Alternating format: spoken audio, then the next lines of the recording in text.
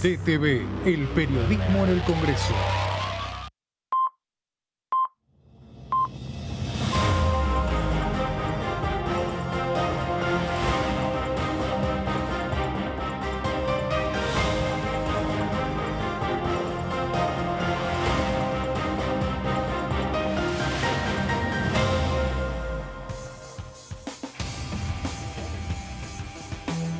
¿Cómo les va? Muy buenos días. 10 de la mañana y 1 minuto. Estaba anotando algunas cuestiones de ayer, que fue una jornada absolutamente intensa, de por sí, con todo lo que se anticipaba en torno a la Comisión de Juicio Político.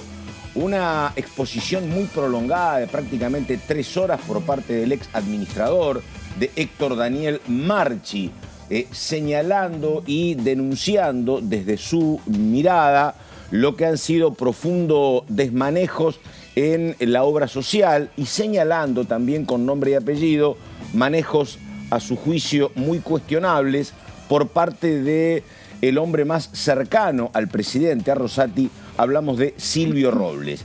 Pero además, en paralelo, en el medio del encuentro, apareció Leopoldo Moró señalando: en este momento se está conociendo una cautelar de la Suprema Corte de Justicia suspendiendo las elecciones del próximo domingo en 2 provincias, en la provincia de San Juan y en Tucumán.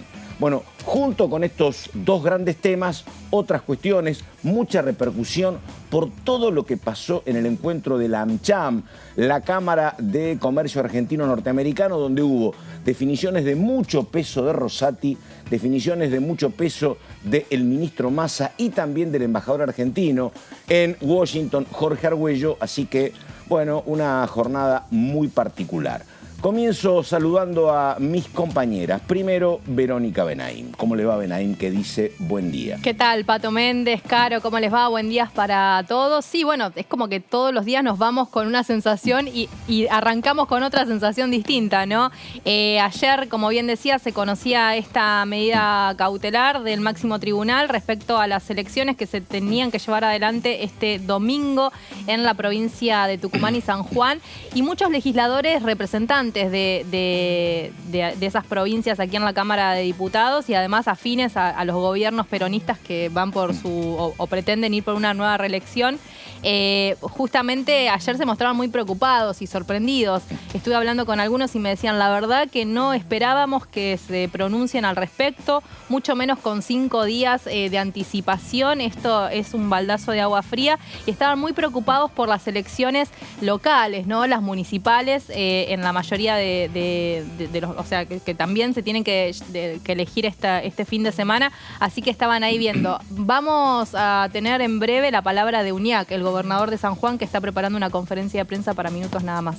Perfecto. Bueno, ¿cómo le va, Ramos? ¿Qué dice que Pato, la leí trabajando desde temprano ayer? Bueno, sí, un día agitado el día de ayer. Por supuesto, el fallo de la Corte tuvo resonancia aquí en Diputados. Se conoció mientras transcurría una nueva jornada de la Comisión de Juicio Político. Primero hubo una mención por parte de Leopoldo Moró. Finalmente, al final de la comisión, Juan Manuel López, el jefe de la coalición cívica, diciendo: ojo, que ahora no quieran venir con ampliar el pedido de juicio político. Y Germán Martínez le respondió: vamos a hacer todo lo que tengamos que hacer desde el bloque oficialista, porque esto no puede suceder, no podemos mirar para otro lado. Y hoy nuevamente también declaraciones de Moró, también de Eduardo Valdés, muy duros contra la Corte y no descartando que, en definitiva, se amplíe el juicio político con una nueva causal de mal desempeño, en este caso por supuesta violación de las autonomías provinciales al momento de convocar a la elección de gobernador. Que además, Carito, se suma a lo que se está denunciando, sobre todo Valdés, ¿no? De la intromisión o de la violación de las autonomías provinciales con respecto a la coparticipación, que es uno de los temas que se viene, ¿no? Que también es una de las denuncias que se le hace a la Corte Suprema de la Nación. Y Leopoldo Moró ayer habló de que era un mensaje mafioso y vinculó directamente esta definición respecto al trabajo que hace la Comisión de Juicio Político. Así que está totalmente relacionado, al menos por parte del oficialismo, ¿no? A mí me llamaron la atención varias cuestiones, ¿no? Porque, mira, acabo de escuchar a una persona con mucha formación jurídica y muy cercana al oficialismo. Te diría que del corazón del oficialismo. Y ella dice lo que dicen varios. A ver, yo hasta compartiría un montón de argumentos de los que cuestionan esta presentación en su momento, tanto de el gobernador de Tucumán, el vicegobernador de Mansur, como de Uñac. Compartiría porque hay mucha objeción y hay mucho gris en esas presentaciones. Pero es una locura suspender o dictar esta cautelar a 5 días. Y más o menos, por ahí va el doctor Andrés Gil Domínguez, sí, ¿no? Efectivamente. Tuvo un pronunciamiento, ayer lo leí a través de Twitter, donde Exactamente. decía... básicamente... Acá lo tengo. Bueno, acá si lo querés tengo, leerlo. mira. En torno a la medida cautelar dictada por la mayoría de la Corte Suprema de Justicia, dice algunas breves reflexiones y, por ejemplo, dice, desde el punto de vista constitucional, la Corte está habilitada para dictar estas medidas cautelares, aunque tengan una argumentación escuálida. Pero dice también, suspender preventivamente una elección de autoridades provinciales a 5 días de su realización, cuando sobró tiempo para resolver la cuestión, genera un daño gravísimo al sistema democrático argentino y pone en crisis la argumentación jurídica utilizada. Exacto, lo que plantea... Lo dicen casi todos, te digo esto. Claro, es que los argumentos jurídicos quedan en un segundo plano, porque está claro que hay un tema político de fondo. El timing, ¿no? es el tema político. Digo, claro. Más allá de la discusión jurídica que se puede dar, por supuesto, pero hay un tema de fondo que es político. Y cuando uno analiza casos anteriores, como son Santiago del Estero Zamora y Río Negro, efectivamente, las resoluciones de la Corte... Fueron mucho antes. Exactamente. Les dieron tiempo de reorganizar la situación. Exactamente. Incluso creo que Beretignac en Río Negro tuvo 1 mes y pico. Sí. O sea, y te digo, un fallo que no fue rebote de y ya te inmediatamente. Digo, en paralelo, obviamente el oficialismo mira, porque también es muy raro lo que pasaba en AmCham, con Rosati hablando de que hay que cuidar la moneda. Digo, en un encuentro de la Cámara Argentino-Norteamericana de Comercio, y mirá que a mí me ha tocado vivir procesos donde la Corte atravesaba hiperinflaciones, 1000 tipos de cuestiones. Y sin embargo la Corte sobre este tema puntual de la devaluación del peso no se manifestó nunca, ¿no? Era un lugar y un sitio que la verdad, bueno, está en todo su derecho, es uno de los 3 poderes, pero... no es una cuestión donde la Corte haya opinado previamente. Claro, ¿no? porque está opinando sobre política económica, política monetaria, mejor dicho. No está opinando sobre algo jurídico, está opinando sobre una decisión política también. Y eso se lee desde el oficialismo también como que quieren avasallar las cuestiones económicas del país. También van... Bueno, también ayer se habló mucho del partido judicial, está avanzando con todo, ¿no? Sí. Como que...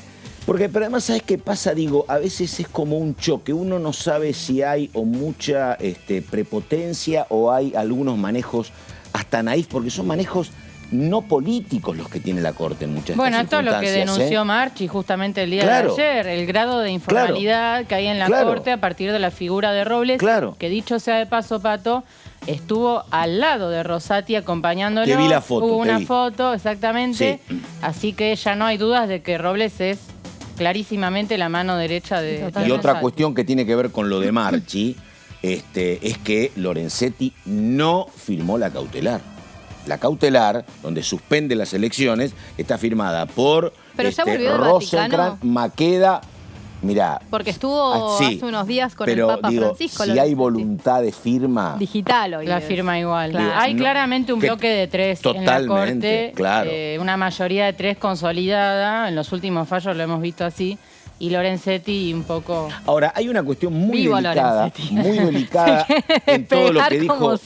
Muy delicada en torno a lo que dijo Marchi, que después había una discusión si esto Marchi lo había señalado como una acusación o lo planteó como un tema que había que investigar, cuando él dijo, se están negociando algunas incorporaciones a la planta de la Corte de sectores vinculados a camaristas a cambio de votos en tribunales inferiores que respondan a los intereses de la Corte. Sí, fue una de las denuncias. Que los tribunales inferiores fallen de acuerdo a lo que quiere la Corte y a cambio hay nombramientos en la Corte Suprema. Claro, ahí se refirió a un caso de Santa Fe, Pato, donde aparentemente se investiga a Rosati por sus funciones en Santa Fe por enriquecimiento ilícito, y ahí él habló de un supuesto chofer que habría declarado que trasladó sobres con dinero. Bueno, pero él dijo, podría ser un delito, pero no, nada más. Digo, eso fue lo único que dijo. Podría ser un delito, lo digo acá. Sí.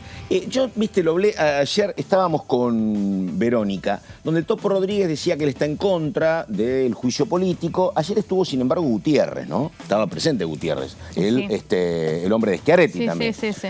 No, y el Topo decía porque él cree que no es momento y es entendible. Pero yo le decía y él me dice, mirá, desde ese punto de vista, yo creo que esto es muy bueno para que uno se entere de estas cosas. ¿Quién sabía con lo que significa en materia monetaria, como contó ayer Marchi, que estaban peleados Maqueda y Tonón, por ejemplo? Fue un tema que uno no lo conocía, digo.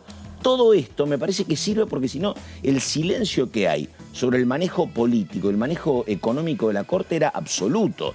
Y bueno, a mí que estas cosas trasciendan me parece que sirven. Y ayer lo vi también, tenía que ver con el personaje, pero con mucho protagonismo Juan Manuel López, me parece, ¿no? Sí, pero reitero porque en DTV Noticias hablamos un poco de esta situación, ¿no? A mí lo que me pareció relevante también de la comisión es que, al menos desde lo personal, ya lo he dicho, pensé que en el momento que Leopoldo Moro iba a tomar la palabra, iba a brindar públicamente en la comisión la información de lo que sucedía, yo pensé que automáticamente todo se iba a trasladar a esta situación. Y supieron separar los tantos en el sentido de que continuaron dijo López, con Marchi. coincido. No, López, es muy grave. Intervino, claro. Sí. Bueno, y otra cuestión que me cuentan a mí en algunos círculos oficiales es que había mucha tensión entre las 6 de la tarde, 5 de la tarde, que se conoce esto, y las 10 de la noche, porque no estaba claro qué iba a pasar con las provincias de Tucumán y de San Juan, si iban a acatar o no. En realidad... Y bueno, y finalmente van a acatar. Creo que en una de las dos hay elecciones en los distritos municipales, creo que es en San Juan. En Tucumán no, como señalabas vos. Pero digo, bueno, estaba la posibilidad de que no acataran y que fueran elecciones igual. Había temor. ¿Por qué si es en Tucumán no? En una de las dos provincias se van a elegir toda la cuestión que no tenga que ver con gobernación, leí, que en la otra no estaba resuelta. Que van a avanzar exactamente, con eso. Diputados provinciales, intendentes, efectivamente. No, a mí yo hablé con gente de San Juan ayer y me dijeron eso. Todavía nos preocupa qué va a pasar con las elecciones locales porque teníamos muchas cuestiones para definir en los municipios. Y en Tucumán me dijeron que además está la situación de los constituyentes. Sí, que es otro lío. Por eso. Otro lío que en San Juan me dijeron que las elecciones se hace, para el ámbito provincial se hace en San Juan. Por eso va a hablar UNIAC, así que seguramente vamos a tener... Bueno, en el caso de la elección a gobernador, entiendo que hay que esperar ahora que la Corte falle sobre la cuestión de fondo, porque lo de ayer fue una cautelar en realidad. Hasta que la Corte no falle sobre si UNIAC y Mansur pueden ir por la reelección, no se pueden hacer esas elecciones, con lo cual no hay fecha. Claro, pero además las provincias tienen que, o al menos estos partidos políticos que son peronistas, tienen que organizar ahí, tienen 5 días para organizar y ver si pueden de alguna forma, darle alguna información a la Corte para que falle en ese punto. Lo que pasó, básicamente, uno recuerda lo que pasó en Santiago del Estero y lo que pasó en Río Negro, fue que se cambiaron los candidatos. Sí, pero hubo más tiempo, como totalmente, claro, sí, y se respetaron las fechas, claro, efectivamente. Claro, en ese caso, primero el gobernador Zamora, año 2013, no se le permitió competir por la RR, fue su esposa, Claudia Ledesma Abdala. En el caso de Río Negro, completo, Alberto Bretilnec en 2019... tampoco pudo ir y puso a Arabela Carreras. Ahora, está claro que la decisión de la Corte es por lo menos impolítica y que esto a 5 días genera un lío enorme y hasta algunos hablan de lo que es la incumbencia de la Corte Suprema de Justicia de la Nación en cuestiones provinciales, porque la verdad que las Cortes provinciales no habían opuesto. Expedido, claro. Exactamente. Ahora digo, también está lo otro, ¿no? Esto del forzamiento que, repito, lo dice alguien muy cercano en materia judicial al oficialismo. Esto de estar forzando la interpretación de las constituciones provinciales también es parte del problema, ¿no? con todos, como pasó con Zamora, que tuvo que poner a la mujer, como pasó con Beretilnec, acá, ¿no? Porque la Constitución tucumana te dice, si fuiste 2 veces vice y 2 veces gobernador, no se puede. Claro. Bueno, pero y si yo voy de vicegobernador, Claro. vos. Y la Constitución sanjuanina te dice, si fuiste 2 veces gobernador, no se puede ir por la tercera. Ah, no, pero yo la primera fui como vicegobernador. Claro, ahí Claro. hay una discusión si están a la par, ¿no? Gobernador y vice, si en el claro. caso de San Juan, por ejemplo. Vicegobernador, ¿es lo mismo o no? ¿O corre para lo mismo o no? Coincido. Y en Tucumán hay un vacío igual, hay como un blanco, hay un gris Pero digo, en esa esto- situación de interpretación. Incluso mismo Marsur fue constituyente de la Claro. misma constitución de Tucumán que, bueno, hoy le Esto- estaría no habilitando Ayer la te acordás, situación. Vero, que hablábamos, porque una cuestión así, además hubo un plebiscito, pero generó el corrimiento de Rovira en Misiones, que no apareció nunca más. Rovira pretendía ir por otra reelección, había mucho cuestionamiento, perdió contra Piña. Acá Kirchner le dijo a Felipe Solá, no discutimos, Felipe estaba igual. Había tenido 2 años con Rucauf y un mandato. Y el tercero, che, lío, bájate. Y apareció Scioli, ¿no? Y acá, ojo, que ayer me dijeron una cuestión, ojo que esto no es bueno, es otro caso, acá lo que se discute es el domicilio, pero no es bueno para Jorge Macri esto, ¿eh? Lo de ayer. Claro. ¿decís? ¿Por qué? Y porque, ¿me entendés? Ya está el antecedente en su momento de otro caso, de otro candidato de la coalición cívica que no pudo por el tema domiciliario. Sí. Y se va a poner, a partir de esto, mucho hincapié en toda la cuestión legal. No en la cantidad de mandatos, pero sí en la parte domiciliaria. A ver, ¿cuándo llegaste a la ciudad de Buenos Aires? No sos porteño nativo, ¿no? ¿Cuándo llegaste? ¿Cuándo estás en el domicilio? ¿Sirve esto de que hace 2 años sos funcionario del VAPRO o no sirve? Y las presentaciones que pueda haber. Bueno, tenemos que ir con Gonzalo, me dicen, la hora 10 de la mañana con 18 minutos. Gonzalo, buenos días, caballero, ¿cómo le va? ¿Cómo andamos, Pato? Muy bien. Muy buen día para vos, para Caro. Renovamos el saludo también con Vero. Bueno, se Hola, confirmó Gonza. lo que ayer nosotros esperábamos, informábamos, anticipábamos, que tiene que ver con la reunión que se va a realizar finalmente de manera unitaria, individual, por parte de la Comisión de justamente las Economías Regionales, que preside el diputado Ramiro Fernández Patri, ante la suspensión de esta reunión conjunta que iban a hacer con Agricultura y Ganadería, y teniendo en cuenta que ya se había suspendido de manera uniforme justamente la comisión que iba a tratar algunos proyectos de resolución y de declaración de agronomía y de agricultura y ganadería. Bueno, justamente imaginábamos que también se iba a suspender, al tiempo se confirmó, y por eso la duda y la pregunta que nos hacíamos era si el mismo proyecto que se iba a tratar de manera conjunta iba a estar también en tratamiento a las 4 de la tarde, como todavía está firme, y se va a realizar la Comisión de Presupuesto y Hacienda respecto al proyecto del régimen de promoción a la producción orgánica. Decíamos, bueno, tal vez la posibilidad está en que se reúna de manera uniforme justamente la Comisión de Economías Regionales. Por eso, a partir de las 14 se dará finalmente, además de un debate que ya se dio en una informativa que se realizó aquí en esta Cámara y en la misma sala, en la sala 1, sobre esta cuestión de la producción orgánica, en este caso se hablará, se debatirá y se terminarán de dar los puntos finales a este proyecto para así dar el primero de los 3 giros que tiene para ver si llega o no al próximo miércoles 17 de mayo, para esta sesión especial que ahora en un ratito podremos jugar un poco también con el posible temario, pero que uno de los proyectos firmes es este. Y a las 4 de la tarde en la Comisión de Presupuesto y Hacienda seguramente tendrá su segundo giro, es decir que únicamente faltaría que la semana próxima, martes, imagino, Pato, no creo que haya otro día, martes que viene o el mismo miércoles bien temprano, Agricultura y Ganadería debería reunirse para darle el toque final, el giro que le falta a este proyecto, si es que hoy se da esto que venimos mencionando para que pueda ir al recinto entonces el miércoles. Recordemos entonces, 2 de la tarde, Economías Regionales, aquí en la sala 1, detrás mío, donde está la puerta de ingreso, y en el anexo C, en la sala número 2, se va a reunir Presupuesto y Hacienda a las 4 de la tarde, Pato, no solamente para tratar este proyecto, sino 2 proyectos más que hay que estar atentos, y te lo voy a contar en un ratito, porque también tienen grandes posibilidades de que justamente ingresen a la próxima sesión del miércoles próximo 17 de mayo, que aún no está confirmada, pero que es una gran probabilidad.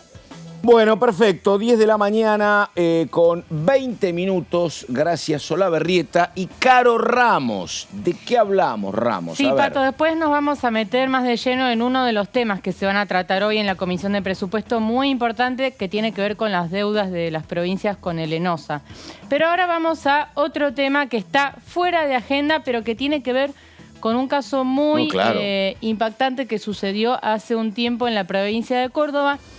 Y hablamos de la ley Blas. Últimamente, Pato, has visto que las leyes llevan nombre propio. Ya tuvimos muchísimos casos de leyes. Bueno, la última fue la ley Lucio, por el caso de Micaela Lucio Dupuy, tuvimos. Ley Micaela. Sí. Bueno, muchísimas leyes con nombre y apellido.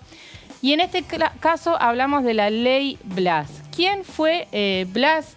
Valentino Blas Correas fue un joven de 17 años asesinado en agosto del año 2020.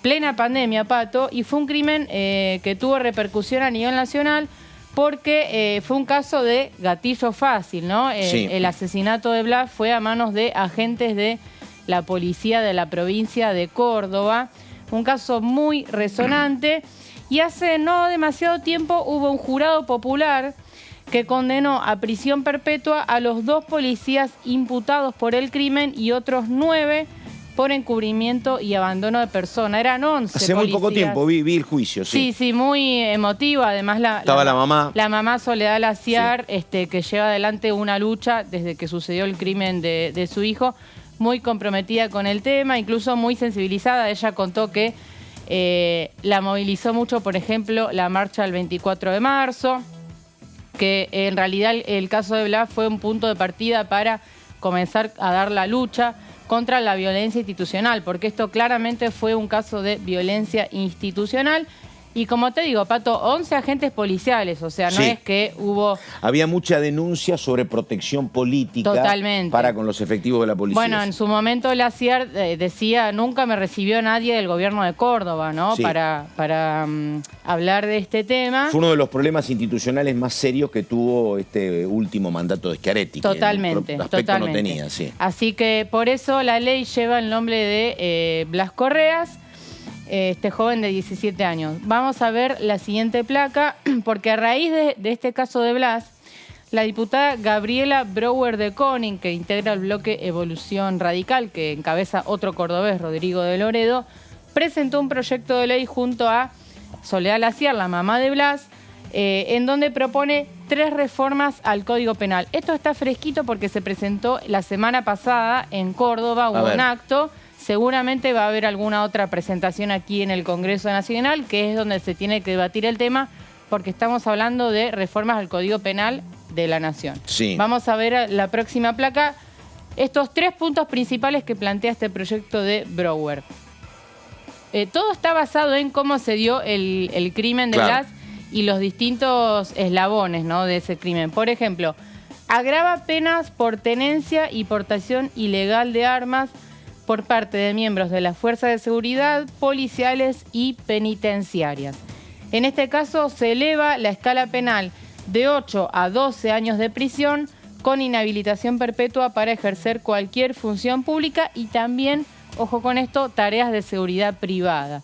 Esa sería la primera reforma que propone la diputada Brouwer de Koning, agravar penas por tenencia y portación ilegal de armas. Pato, vamos a la siguiente. Temazo, después ampliamos, dale. Temazo, sí. Segundo, incorpora un nuevo tipo penal específico para sancionar a los agentes que alteren la escena del crimen para entorpecer o alterar una investigación. Porque acá lo que pasó fue que se plantó un arma en la escena del crimen. El crimen fue más o menos de esta manera. Blas iba en un auto con unos amigos, habían ido a un bar, a un boliche en la provincia de Córdoba, plena pandemia, y estaban pasando por un control policial. Ellos como que se asustaron, no quisieron pasar por el control y lo evadieron. Bueno, en ese momento es que dos de los agentes disparan contra el auto y esa bala va a dar en la espalda de Blas. Se está juzgando a los policías de la bonaerense por la tragedia de Monte, que en Monte también Monte. hay adolescentes. Eran 4 adolescentes. Una cuestión muy parecida, efectivamente. Tenés por razón, eso digo. tenés razón. Sí. Bueno, en ese momento Blas lo llevan a un hospital, no lo quieren atender, finalmente termina lamentablemente falleciendo. Bueno, ahí en esa escena se plantó un arma para simular que había sido un enfrentamiento entre ellos. Por eso lo que se propone es este nuevo tipo penal específico para sancionar a quienes alteren la escena del crimen. Y por último, me faltó en la anterior Sí.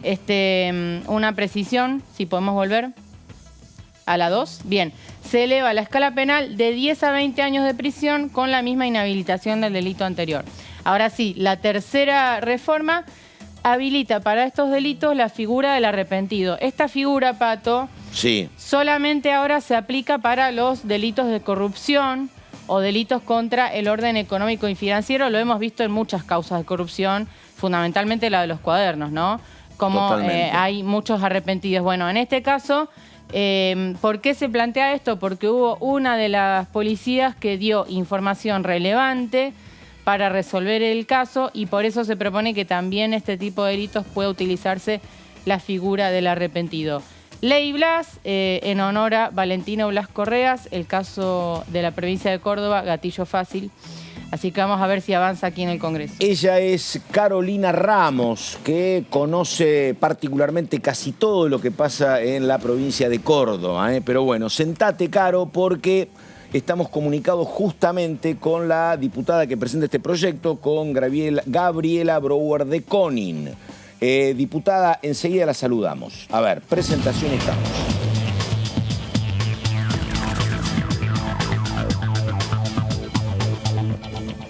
Ahí está la diputada Gabriela Brouwer de Konin. Diputada, ¿cómo le va? Buen día. Carlos Méndez la saluda. ¿Qué dice? ¿Qué tal? Buen día, Bien. Carlos. Un gusto estar con ustedes. Igualmente. Todo el equipo. Cuando empezó el desarrollo del tema por parte de Caro Ramos, yo no sabía que iba a estar usted en la nota, y le voy a decir lo que le iba a señalar a Caro. Digo, en todo esto, ¿no hay un problema previo o un inconveniente previo cuando uno habla de sancionar con más dureza a los efectivos o apuntar a lo que señalaba Caro en última instancia sobre premiar a la denunciante? Digo, ¿no hay un problema serio en la formación de los efectivos de seguridad? Mira, estamos hablando de un problema sumamente multivariable. Claro. O un problema mucho mayor, que es la violencia institucional. Sí. Obviamente la violencia institucional tiene que tener muchísimas acciones y aristas para poder erradicarla definitivamente. Nosotros lo que aquí estamos proponiendo es una propuesta más que puede ser un aporte, puede ser un pasito para este gran objetivo, y que está basado en el proceso judicial que llevó adelante la familia de Valentino Blas Correa, como decía recién muy bien Carolina. Acá hubo vacíos legales, hubo criterios de derecho penal que consideramos que se debe cambiar para que otro Blas no pase más en Argentina. Y está basado básicamente en el tema de la tenencia y la aportación de armas ilegales. Claro. O sea, sabemos que para eso no se necesita capacitación. O sea, sabemos que es ilegal y que ningún policía debe tener. ¿Por qué debería tener armas ilegales un policía Sí, inexplicable. cuando el Estado le brinda armas de manera gratuita? O sea, indudablemente es para algo doloso. Es más, queda evidenciado Claro. en este proceso judicial que tenían esa arma que estaba limada en el baúl del auto y que fueron segundos que ellos manipularon la escena del crimen, introdujeron este elemento. ¿Para qué? Para tener una medida de justificación a ese accionar delictivo, a ese accionar en contra de la normativa y los reglamentos. Perdóneme, Gabriela, perdón, para mostrar entender. que hubo un Portaban. enfrentamiento, Perdón, pero quisieron deshonrar a estos jóvenes, queriéndolos mostrar como peligrosos, todo con el fin de poder tener impunidad. Claro, perdón, Entonces, para entender, Gabriela. Esta propuesta está basada en eso. Por eso habla de aumentar las penas para quienes los policías o las fuerzas, digamos, de seguridad policiales y penitenciarias tengan en su poder armas ilegales. Establecimos un nuevo tipo penal que tenga en cuenta esta introducción de elementos que puedan ser considerados ofensivos o defensivos en la escena del crimen para simular un enfrentamiento cuando es hecho por policías o funcionarios de seguridad y penitenciarios. Y a la vez también, y esto fue también hecho por un equipo interdisciplinario de personas especialistas en el tema, y sobre todo también hablando con miembros de las fuerzas de tribunales y jueces, que hubo el caso de una policía que terminó voluntariamente hablando y comentando todo este plan macabro y siniestro que no solamente pasó en el caso de Blas, sino que es un hábito que se tiene en otros, porque hay fallos judiciales que también lo manifiestan a esto. Perdón, Gabriela, una cuestión. Entonces quisimos habilitar el arrepentivo para que se pueda incentivar a que hablen e informen y bueno, y se visibilice estos planes que suelen tener algunos funcionarios de las fuerzas de seguridad, porque acá también es otro tema. Sí. No todos son iguales, acá hay funcionarios buenos y cumplen con su deber. Gabriela, perdón, para entenderlo, acá había armas ilegales que las llevaban en el baúl, ¿para qué? Para si pasa una eventualidad como la muerte de Blas, te tiro las armas y lo que yo hago es fingir un enfrentamiento. ¿Esa es la explicación? ¿Es así? Exactamente. Acá pasó eso. Está bien. Quisieron simular un enfrentamiento, claro. Y cuando se simula un enfrentamiento es una causa de justificación para excepcionar. Claro. Sí. Es como que ellos tuvieron, al haber un enfrentamiento, tuvieron que actuar para neutralizar ese enfrentamiento, entonces teniendo una causa de justificación. Que lo hacen permanentemente o muchísimas veces. Diga, Ramos. Sí, Gaby, ¿cómo estás? Carolina te saluda. Bueno, acá tratamos de explicar muy concisamente en lo que consiste tu proyecto. Quería preguntarte cómo fue el proceso, ¿no?, de construcción conjunto con Soledad Laciar, cómo se elaboró la iniciativa y también qué balance haces de cómo se llevó adelante el proceso judicial que termina finalmente con esta sentencia. Esto, como te decía recién, fue un trabajo que desarrollamos con un equipo de personas especializadas en el tema, en donde lo hicimos junto con Soledad Laciar, donde ella había visibilizado todos estos vacíos legales o estos criterios de delito penal que consideraba que debían cambiarse porque su experiencia en el proceso mostraba que había ciertos criterios que debían reverse. Entonces nos pusimos, nos abocamos a este tema y en un principio lo habíamos encarado de una determinada manera y después viró y terminó en esta. Básicamente concentrarnos en todo lo que es la tenencia y portación de armas ilegales y con eso no alterar las escenas del crimen y poder tener impunidad. Porque no solamente contribuiría con lo que es el objetivo de erradicar la violencia institucional, sino también creemos que contribuye al desarme de la sociedad, porque la función de la pena en cierta forma es disuadir, cometer delitos o hechos contra la ley. Y lo que quedó vislumbrado es que, o consideramos que esas penas en estos casos está siendo menor. Entonces nosotros intentamos de esa manera generar otra propuesta que va a estar a debate, por supuesto, si esto puede ser enriquecido, puede ser nutrido, puede ser mejorado y bienvenido que sea, todo con el fin de poder continuar o generar propuestas para erradicar la violencia institucional, que no solo ha pasado en el caso de Blas, que está pasando en muchísimos otros casos, lamentablemente hay familias, por eso. Hay adolescentes que son víctimas de estas situaciones macabras, nefastas, que le quitan la vida. Acá hay homicidios, sea, son homicidios culposos. Que Sí, hubo adelante, incluso que en pandemia, hubo seguridad. casos en San Luis, en Tucumán, casos de violencia institucional que terminaron. Perdón, acá yo estaba anotando, digo, acá mataron a un chico que jugaba al fútbol en Barracas, acuérdense, y en el barrio de Barracas lo matan, hicieron lo mismo que acá, le tiraron armas, Claro. eran chicos de 18 años. Claro. Estábamos contando lo que pasó en Monte también, ¿no? Que se está juzgando ahora. Y ahora hay otro caso también de Sí. Joaquín Paredes, se está llevando adelante también la misma situación que pasó a la familia de Blas. Claro, ahora, por eso, O sea, ¿no hay no. un tema sistémico, Gabriela, acá, que tiene que ver con, la verdad, no sé si son bajos salarios, si hay una mirada complaciente de la justicia para con todas estas cuestiones, pero digo, los abusos policiales son una dolorosa constante en la Argentina en los últimos 40 años. El otro día nos enojábamos porque había un proyecto para ahora, 40 años de democracia, evitar torturas en las comisarías. La verdad, porque todavía sigue aconteciendo. Parecería que hay una cuestión muy sistémica y muy delicada en ese tema, ¿no? Creo que todo lo que estás diciendo refleja que hay que trabajar fuertemente Claro. en este tema, Claro. que hay falencias de todo tipo y que tenemos que desarrollar una política pública de seguridad integral, eso no cabe ninguna duda.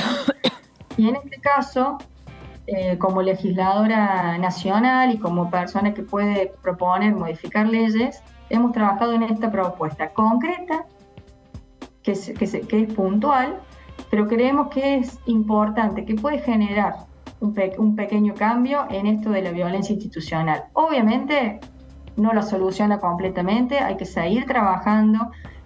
Cada poder del Estado tiene que cumplir su función y elaborar propuestas en este sentido. O sea, el Poder Ejecutivo tiene que elaborar políticas públicas, como bien decías, de capacitación, incorporación de nuevo personal, de incentivar, mejorar los salarios. Es bastante amplia la problemática, tenemos que analizar varias variables, y el Poder Judicial tiene que aplicar las normas de manera ejemplar, de manera realmente modelo, para que esto disuada y no se sigan cometiendo estas atrocidades. Sinceramente, un problema muy grave, que como bien decía, son prácticas que Sí. estamos a 40 años de conmemorar de la democracia ininterrumpida, una sociedad que decidió vivir en este sistema de derecho, de eliminar todas las prácticas totalitarias, autoritarias, y que pasaron hace más de 40 años atrás, que dijimos que esto no pase nunca más. Sí. Y sin embargo, con estos casos, estamos viendo que aún esas prácticas siguen vigentes. Diputada. Son prácticas que atentan contra los derechos humanos. Entonces, es totalmente importante. Yo creo que el Estado, en todas sus facetas, debe tener una respuesta sólida y contundente para poder erradicar este tema. Diputada Verónica Benaim la saluda. ¿Cuál es en qué coincide y cuál es la diferencia con el proyecto de violencia institucional que se estuvo trabajando en época de pandemia en la Comisión de Seguridad Interior y que, bueno, tampoco hubo muchos avances allí en la comisión? Recuerdo que pasó la mamá de Fernando Astudillo Castro, fue un caso emblemático en la situación de pandemia, y hubo varios testimonios de madres de víctimas de personas que sufrieron la violencia institucional. ¿Hay alguna similitud? ¿Por qué no se terminó de avanzar? ¿Pudo dialogar con el resto de los diputados? Creo que Penaca era una de las que estaba comandando esas reuniones. Con respecto a ese proyecto, es muy diferente al nuestro porque es un proyecto más que da un marco general. Un marco general en donde se habla de diferentes puntos, en donde habla de crear un lugar de registro, un observatorio que vea el tema de las estadísticas, un centro donde analice cuáles pueden ser las modificaciones o las propuestas que se puedan dar en el tema de erradicar la violencia institucional. Es algo mucho más genérico. Lo nuestro es puntual. Lo nuestro es una modificación al Código Penal en artículos puntuales, como es el artículo 189 bis y el artículo 42, en donde habla de la ley del arrepentido, ¿no? Esto de adherirnos a la ley del arrepentido en el nuevo tipo penal que proponemos. Entonces, ambas cosas se tienen que discutir, creo que son complementarias. Esto es una cuestión de que hay un dictamen que se dio, que estuvo hasta para poder tratarse en sesión extraordinaria y nunca se llamó. Esto está en la Comisión de Derechos Humanos y Garantías Constitucionales, y la verdad que esa comisión no se reunió nunca, tampoco. Entonces hay llamativos, ¿no? Estamos hablando de problemas graves que suceden en nuestro país, y bueno, se termina no debatiendo y no dándole prioridad a estos temas que a mí me parecen sumamente importantes.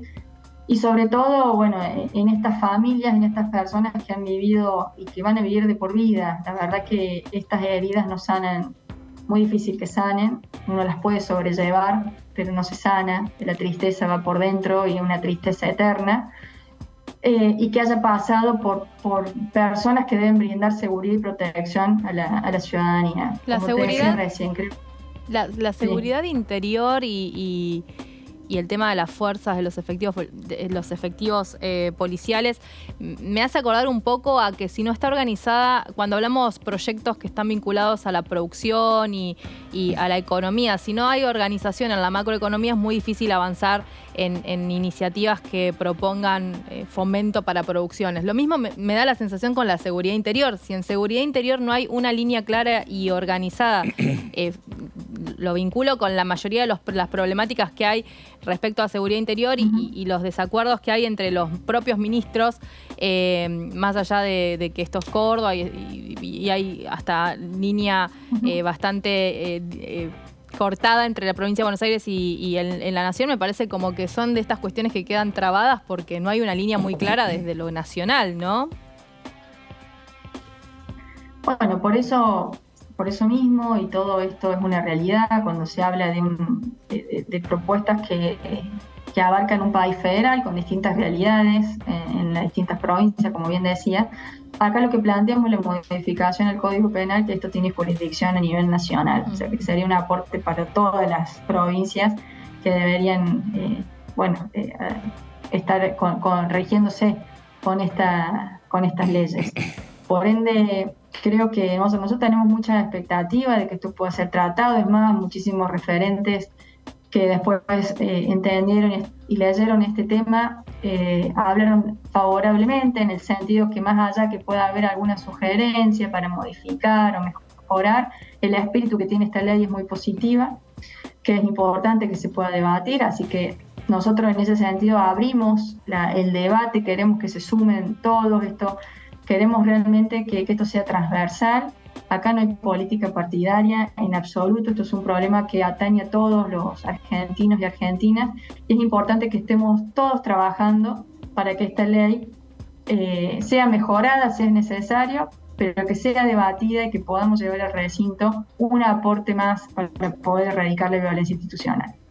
Sí, Gabriela, te saco un poco de la agenda parlamentaria muy brevemente para preguntarte por las elecciones en la provincia de Córdoba, porque en el día de ayer se lanzó justamente la candidatura a gobernador de Luis Juez, con Marcos Carazo acompañándolo en la fórmula, y esta decisión de Rodrigo de Loredo, titular de tu bloque, de competir por la intendencia. ¿Cómo está avanzando esta propuesta electoral de ustedes y cómo se están parando de cara a los comicios que son el 25 de junio?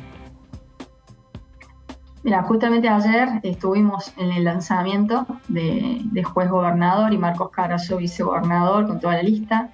Vinieron dirigentes nacionales a acompañar, estuvo Patricia Bullrich, Horacio Rodríguez Larreta y Gerardo Morales.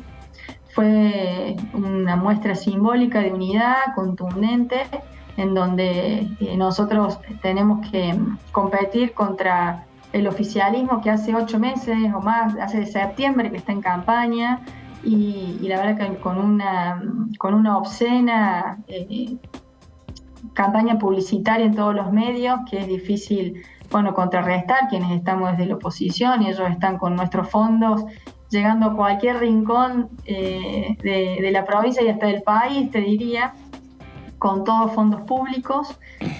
Por ende, la idea nuestra es hacer una campaña disruptiva, concreta, en poco tiempo, y ayer empezó, quedan 45 días, estamos más unidos que nunca, con mucha fuerza, tenemos una gran oportunidad para poder gobernar nuevamente la provincia después de 24 años y la ciudad, con Rodrigo de Loredo, como bien decías, porque es una provincia que si bien este gobierno ha hecho importantes aportes en obra pública, ha dejado sin servicios básicos a la población, como es la salud, como es la educación y la seguridad, que son las funciones esenciales que debe cubrir el Estado provincial, y sin embargo hoy hay salarios totalmente injustos para la educación y la salud, que han hecho paros, se han manifestado fuertemente porque es una situación lamentable la que están viviendo el personal, que están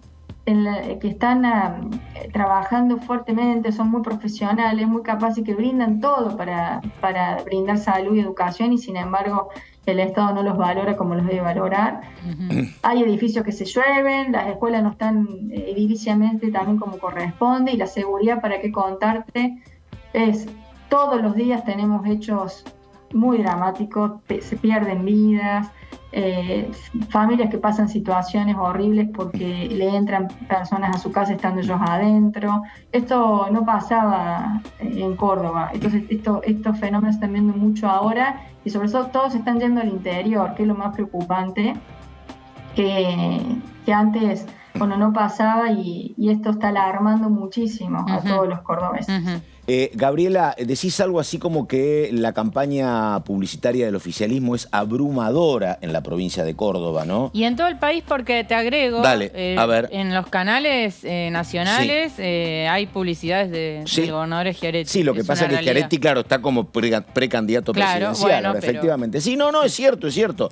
No, lo que digo, que en algún momento también esto habría que legislarlo, eso de que hay una abrumadora publicidad en Córdoba, me parece que se repite tal cual en todos los oficialismos. Cuando te toca vivir en distrito que vivas, la presencia oficialista, sea del signo que sea, gana 10-1 sobre el resto. En algún momento me parece que algo se podría legislar, siempre resulta dificultoso, pero es un mal de cualquier oficialismo, me parece, pero bueno.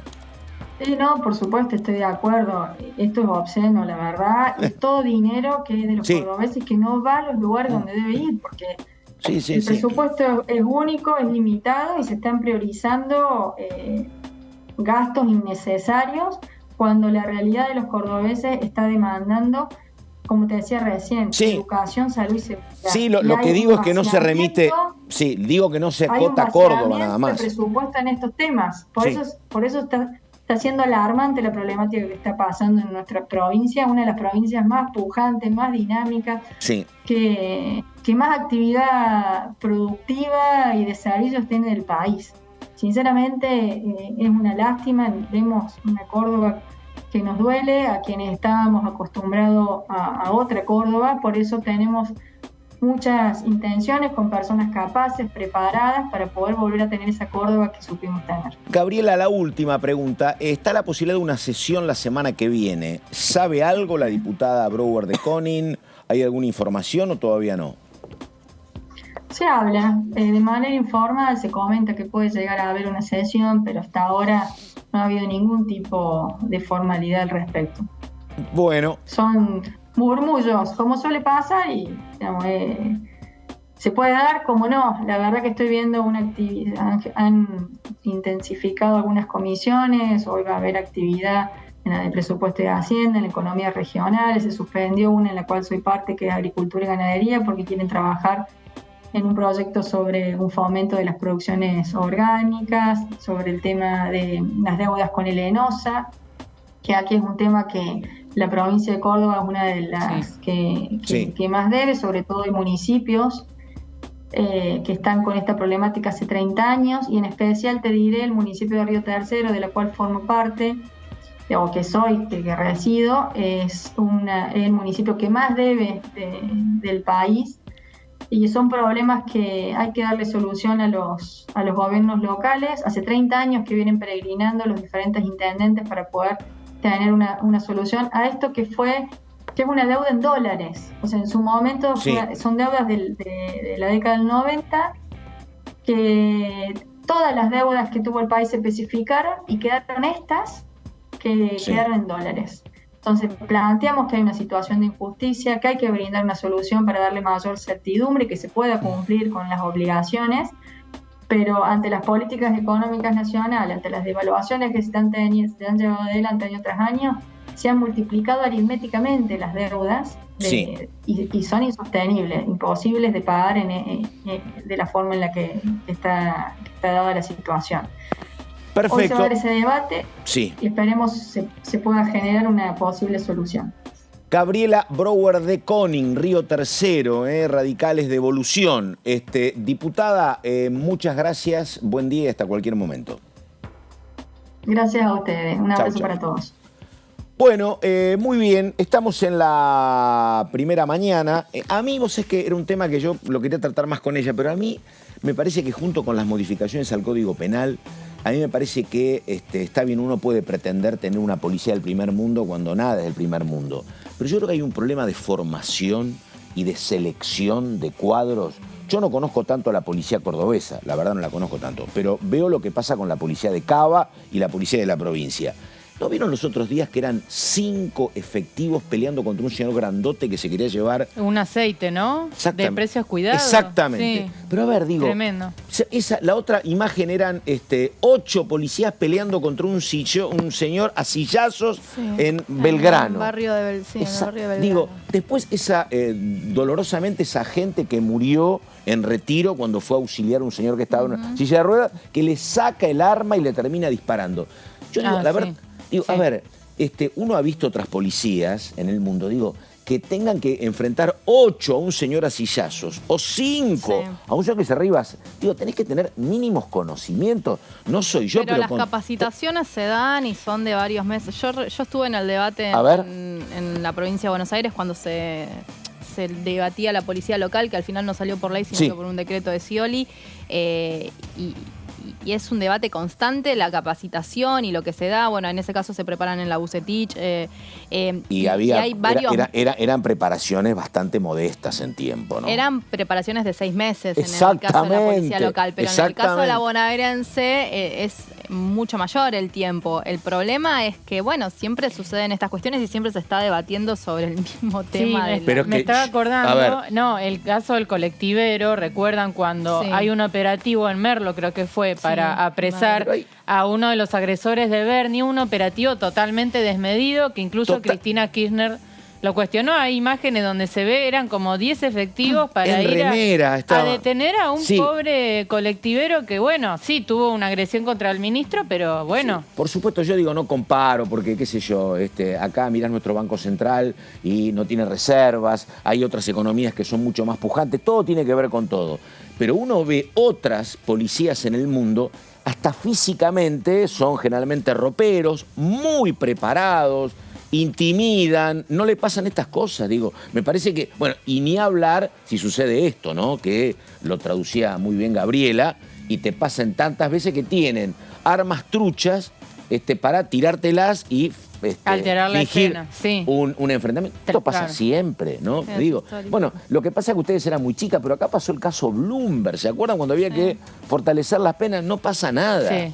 Pero digo, me parece que acá deberíamos ir rumbo por... A ver, digo, una cosa, bueno, mejoremos la educación, mejoremos la fuerza de seguridad. Pedís mucho, Pato, me parece. No, pero, ¿sabés qué pasa en serio? Digo, de a una cosa a la vez, ¿no? Y en algún lugar destinemos más presupuesto. Pero estos debates son viejísimos. Yo vengo de vivir en una ciudad donde tienen el caso Miguel Bru. Claro, y el caso, totalmente. Arruga. Hijo de un policía, Luciano Arruga. Y hijo de un policía, efectivamente. Los dos casos emblemáticos total con la bonaerense, estos debates son constante, la capacitación, cómo se manejan. Pero, ya te digo, seguimos en chicas, perdón, 2023 y estamos con la misma situación. Los otros días dieron el dato de cómo había crecido en Santa Fe, donde no hay ningún problema con el narcotráfico. No, para nada, no existe. La cantidad de efectivos de la policía detenidos. Sí, pero había crecido exponencialmente. Exponencialmente, habían detenido 30, 40 efectivos más en un año. Y bueno, es un tema. Por eso digo, me parece que la modificación al código puede servir, pero si hay voluntad de delinquir en la policía, si salimos de caño, no piensan en que son 9 años o 15 años, me parece. Pero bueno. ¿Me permitís A salir ver. del tema policial? ¿Vas a uñar? Y volvemos, claro, ¿Viste? volvemos al tema Estás electoral. muy sanjuanina hoy, dale. Electoral porque sí, Hubo Sí, cadena, dale. ¿no? definitivamente una cadena provincial del gobernador Sergio Uñac. ¿Qué dijo? Que dijo que la decisión de la Corte Suprema de la Nación la calificó como externa, inoportuna, rodeada de subjetividades partidarias, se suma al discurso del gobierno nacional en el sentido de que apuntan a Patricia Bullrich por este tuit que también hizo ayer, donde dijo Innecesario. les frenamos. Entonces, Innecesario, en ese sentido, incómodo para la Corte además. muy también. incómodo. Claro. Porque en ese sentido vinculan una definición que ya sabía Mauricio Macri, que ya sabía Bullrich, bueno, ¿no? Toda esta situación política que se cruza.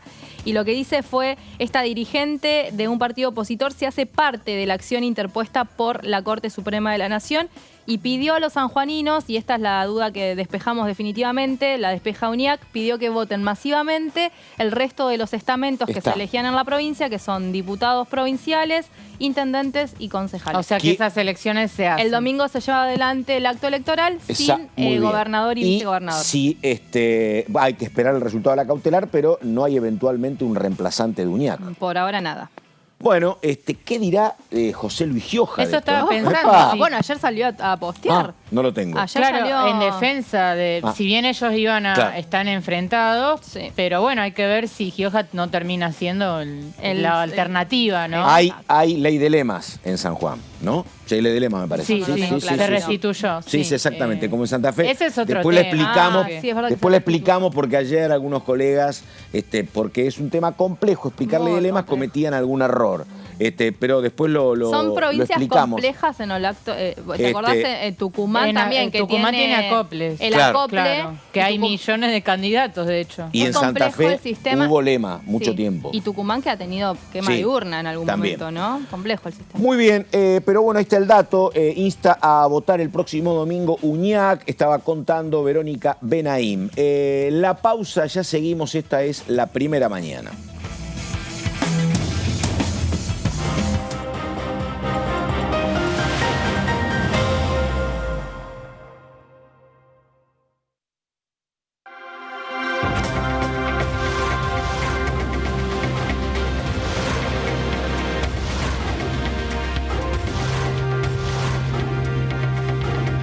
Ellos son tu voz en la primera edición. DTV, el periodismo en el Congreso.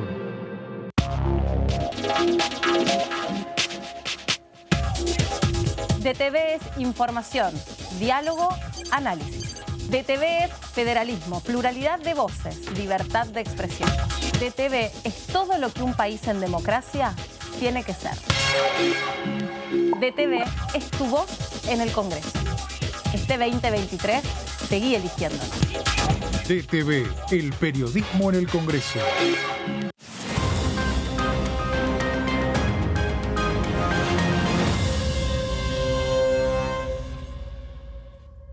¿Cómo va a pagar? ¿Efectivo? ¿Débito?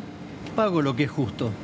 Hoy podés pagar como quieras, pero pagando siempre lo que es justo. Precios Justos es un compromiso entre todas y todos que nos permite desde la app avisar de faltantes e irregularidades para que nadie tenga que pagar de más. Esta medida va a traer orden en los precios y en las casas de cada familia. Bájate la app, escanea y conoce los precios justos. Primero la gente. Ministerio de Economía. Argentina Presidencia.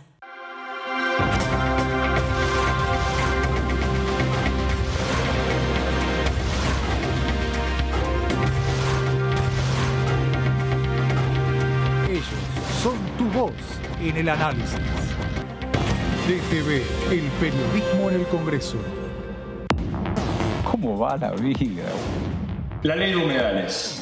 La verdad es que nosotros, sin aprobar la ley de humedales, estamos condenándonos a un futuro dramático que nos va a afectar primero en nuestra salud, en la salud de las generaciones que vienen.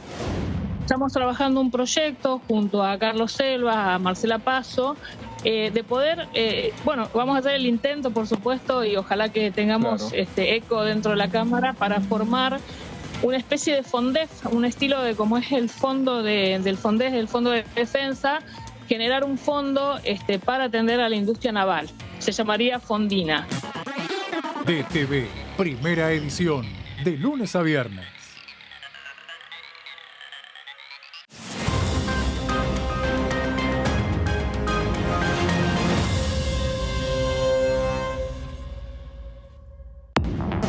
¿Cómo le va? Esto es el análisis por aquí por DTV. Hemos tenido los mismos obstáculos que se tuvieron en el Senado, pero sin embargo logramos sacar esta ley que tiene que ver con la responsabilidad cuando se conduce, porque en La Rioja hemos tenido muchísimas pérdidas de jóvenes a raíz de que conducían en estado de ebriedad. Se dio media sanción a un proyecto en el cual soy uno de los autores, desde mi autoría, que es pubertad precoz. Eso lo veníamos pidiendo hace bastante tiempo. DTV, el análisis, de lunes a viernes. Continúa abierto el registro de acceso para los subsidios a la energía. Ahí podrás realizar la solicitud para acceder a los subsidios de gas y electricidad. Ingresá a www.argentina.gov.ar/subsidios y completa el formulario de inscripción. Acordate de tener las facturas a mano, ya que se te van a solicitar datos de medidor y número de usuario. No hace falta que el servicio esté a tu nombre. Con la segmentación energética, construimos un sistema energético más justo y sustentable y seguimos acompañando a quienes más lo necesitan. Secretaría de Energía, Ministerio de Economía, Argentina Presidencia.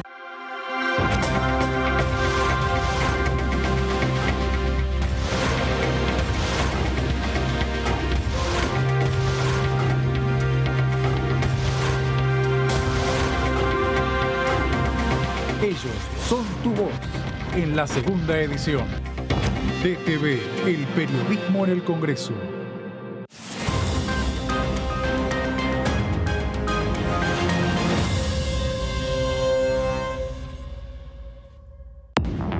Ahora sí, continuamos con el resumen de noticias parlamentarias. La presidenta de la Cámara, Cecilia Moró, recibió hoy a su par de la Asamblea Nacional de la República Socialista de Vietnam, con quien firmó un acuerdo entre ambas instituciones para profundizar el compromiso parlamentario entre los dos países. Proyecto para indemnizar a herederos de víctimas de la represión de 2001.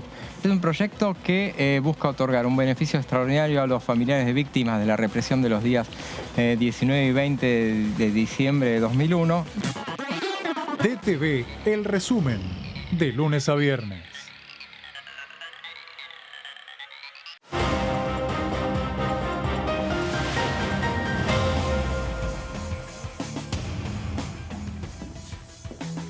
Exactamente la hora 11 de la mañana con 2 minutos. Estamos enseguida con lo más importante de lo acontecido ayer en la Comisión de Juicio Político, que duró por lo menos 5 o 6 horas.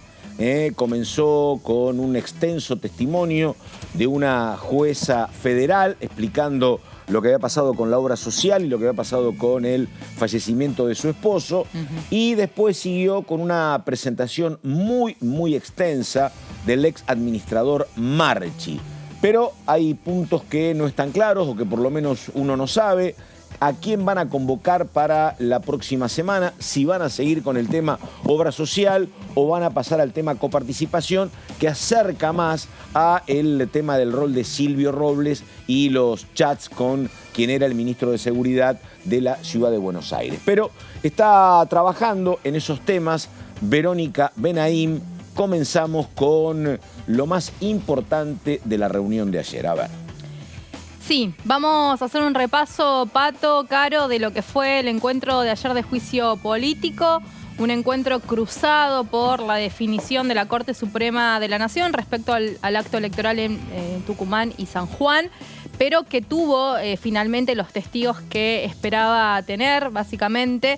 Ayer estuvo por segunda vez el exfuncionario de la Corte Suprema de la Nación, Héctor Marchi, quien fue administrador por 15 años de la obra social del Poder Judicial. hace 3 semanas aproximadamente fue apartado de ese cargo y allí inició también una serie de situaciones que vino a contar a la comisión que viene viviendo y que tiene que ver con presiones, con situaciones donde se ve afectado por algunas cuestiones que se manejan en la Corte Suprema de la Nación. Obviamente vino de nuevo, él había sido citado la semana anterior, pero estaba en un proceso judicial ante el juez Lijo, justamente haciendo denuncia y expresión de todas estas cosas que está viviendo. Y básicamente volvió en el día de ayer para brindar información respecto al informe que había presentado el último día que estuvo aquí en la comisión. Tuvo algunas cuestiones importantes que sumó Marchi, que sigue como poniendo más leña al fuego. Además, ¿no? Vero, Marchi, vino con muchas ganas de hablar, porque de hecho arrancó leyendo un escrito bastante fuerte contra Rosati, contra Maqueda, contra Robles, antes de que le hicieran las preguntas. Así que él ya vino preparado con un escrito que incluso después le pedían que ratificara que él había escrito eso, que lo presentara con firma. En fin, vino preparado para hacer fuertes denuncias que van en línea con lo que había dicho en la última reunión, sobre todo apuntando a Rosati y a este intento de ocultamiento que seguramente Vero va a detallar, de las auditorías que denunciaban estas irregularidades en el manejo de la obra social, ¿no? Sí, exactamente. Y además, me parece que lo más contundente fue decir que desde el máximo tribunal había ministros que intercambiaban fallos por cuestiones presupuestarias. Me parece que esto fue el bombazo de ayer, Caro. Sí, tal cual, hacia el final, donde dice esto que hablábamos antes, de estos supuestos contratos en la Cámara de Casación que tenían que fallar sobre un caso de Rosati. Sí. Lo que también fue llamativo en la larga exposición de Marchi fue esto de que a mí me lo habían dicho hace un tiempo, pero después no había prosperado, me parece que ahora es tarde. Parece que él se blanqueó como que le interesaba ser candidato a gobernador en la provincia de Santa Fe. Y por, esa parte, sí. No, claro, digo, la verdad, pero yo algo me habían dicho, pero después lo que pasa que eso quedó en el camino. Hoy la verdad que no está en la lista de candidatos. Y lo otro que le había dicho, que se quería ir, ¿no? De su rol de administrador. Está enojado por los modos. Sí, igual en un momento dijo, yo no estoy acá por bronca, por mi traslado. Así arrancó, digamos, diciendo, yo no vengo a hablar de lo que pasó conmigo, sino de lo que sucedía con la obra social. Habló de una pérdida de 2.700 millones de pesos de la obra social y apuntó contra el actual director Mariano Altave, que fue puesto por Rosati y que, habría tenido la responsabilidad en estos desmanejos, ¿no? Totalmente. Eso fue el tramo de Marchi. Estuvo varias horas, se comió nuevamente gran parte del trabajo de comisión. En el medio, como venimos diciendo, la noticia de la Corte Suprema de la Nación, la interrupción de Moró, hablando sobre lo que estaba sucediendo por fuera de la Comisión de Juicio Político, pero la cuestión es que el ex administrador de la Obra Social de la Corte Suprema de la Nación sigue aportando más información que, va tentando también a los legisladores, sobre todo del oficialismo, a continuar buscando palabras y argumentos para la investigación que están llevando adelante. Me gustó, ¿sabes qué? El clima que había con López, porque están recontracruzados. No, pero la verdad, están recontracruzados por denuncias, pero López preguntó muchísimo y la verdad que evitaron. Estaba claro que estaban en veredas opuestas, ¿no? Porque lo que dice Marchi es que López en algún momento fue a hablar con Rosati para pedirle mi cabeza. Digo, no es un tema menor, reconocieron que hay causas cruzadas, pero hubo decenas de preguntas de López y me parece que el vínculo personal era como que había un esfuerzo por preservarlo, ¿no? No se desmadró la cuestión. No, de hecho cuando se conoció este fallo de la Corte, López dijo, tengo muchísimo para decir, pero dejemos que transcurra la comisión. Y le hizo un interrogatorio bastante exhaustivo. A Marchi le preguntó por varias sociedades, ¿no? Nombres de personas jurídicas que estarían vinculadas con Lorenzetti. Ahí claramente el interés de la coalición cívica por el pedido de juicio político contra el juez Lorenzetti. Sí, bueno, a ver, Sí, ¿se hubo sabe más algo para la testimo- semana que viene? ¿Qué sucede, Benaim, o no? Sí, pero vamos antes Dale. con los testimonios que A ver. también estuvieron presentes en la comisión, como por ejemplo el de Martina Forns. ¿Quién es Claro. la jueza federal de San Martín? Es la magistrada que el año pasado pidió que renunciaran todos los ministros de la Corte Suprema de la Nación. Fue con todo y dijo, ay, tienen que renunciar todos. Es parte de el espacio político, si se quiere, del Poder Judicial, que se llamaba justicia democrática. ¿Cómo es, Pato? Legítima. Legítima, ahí está, justicia legítima.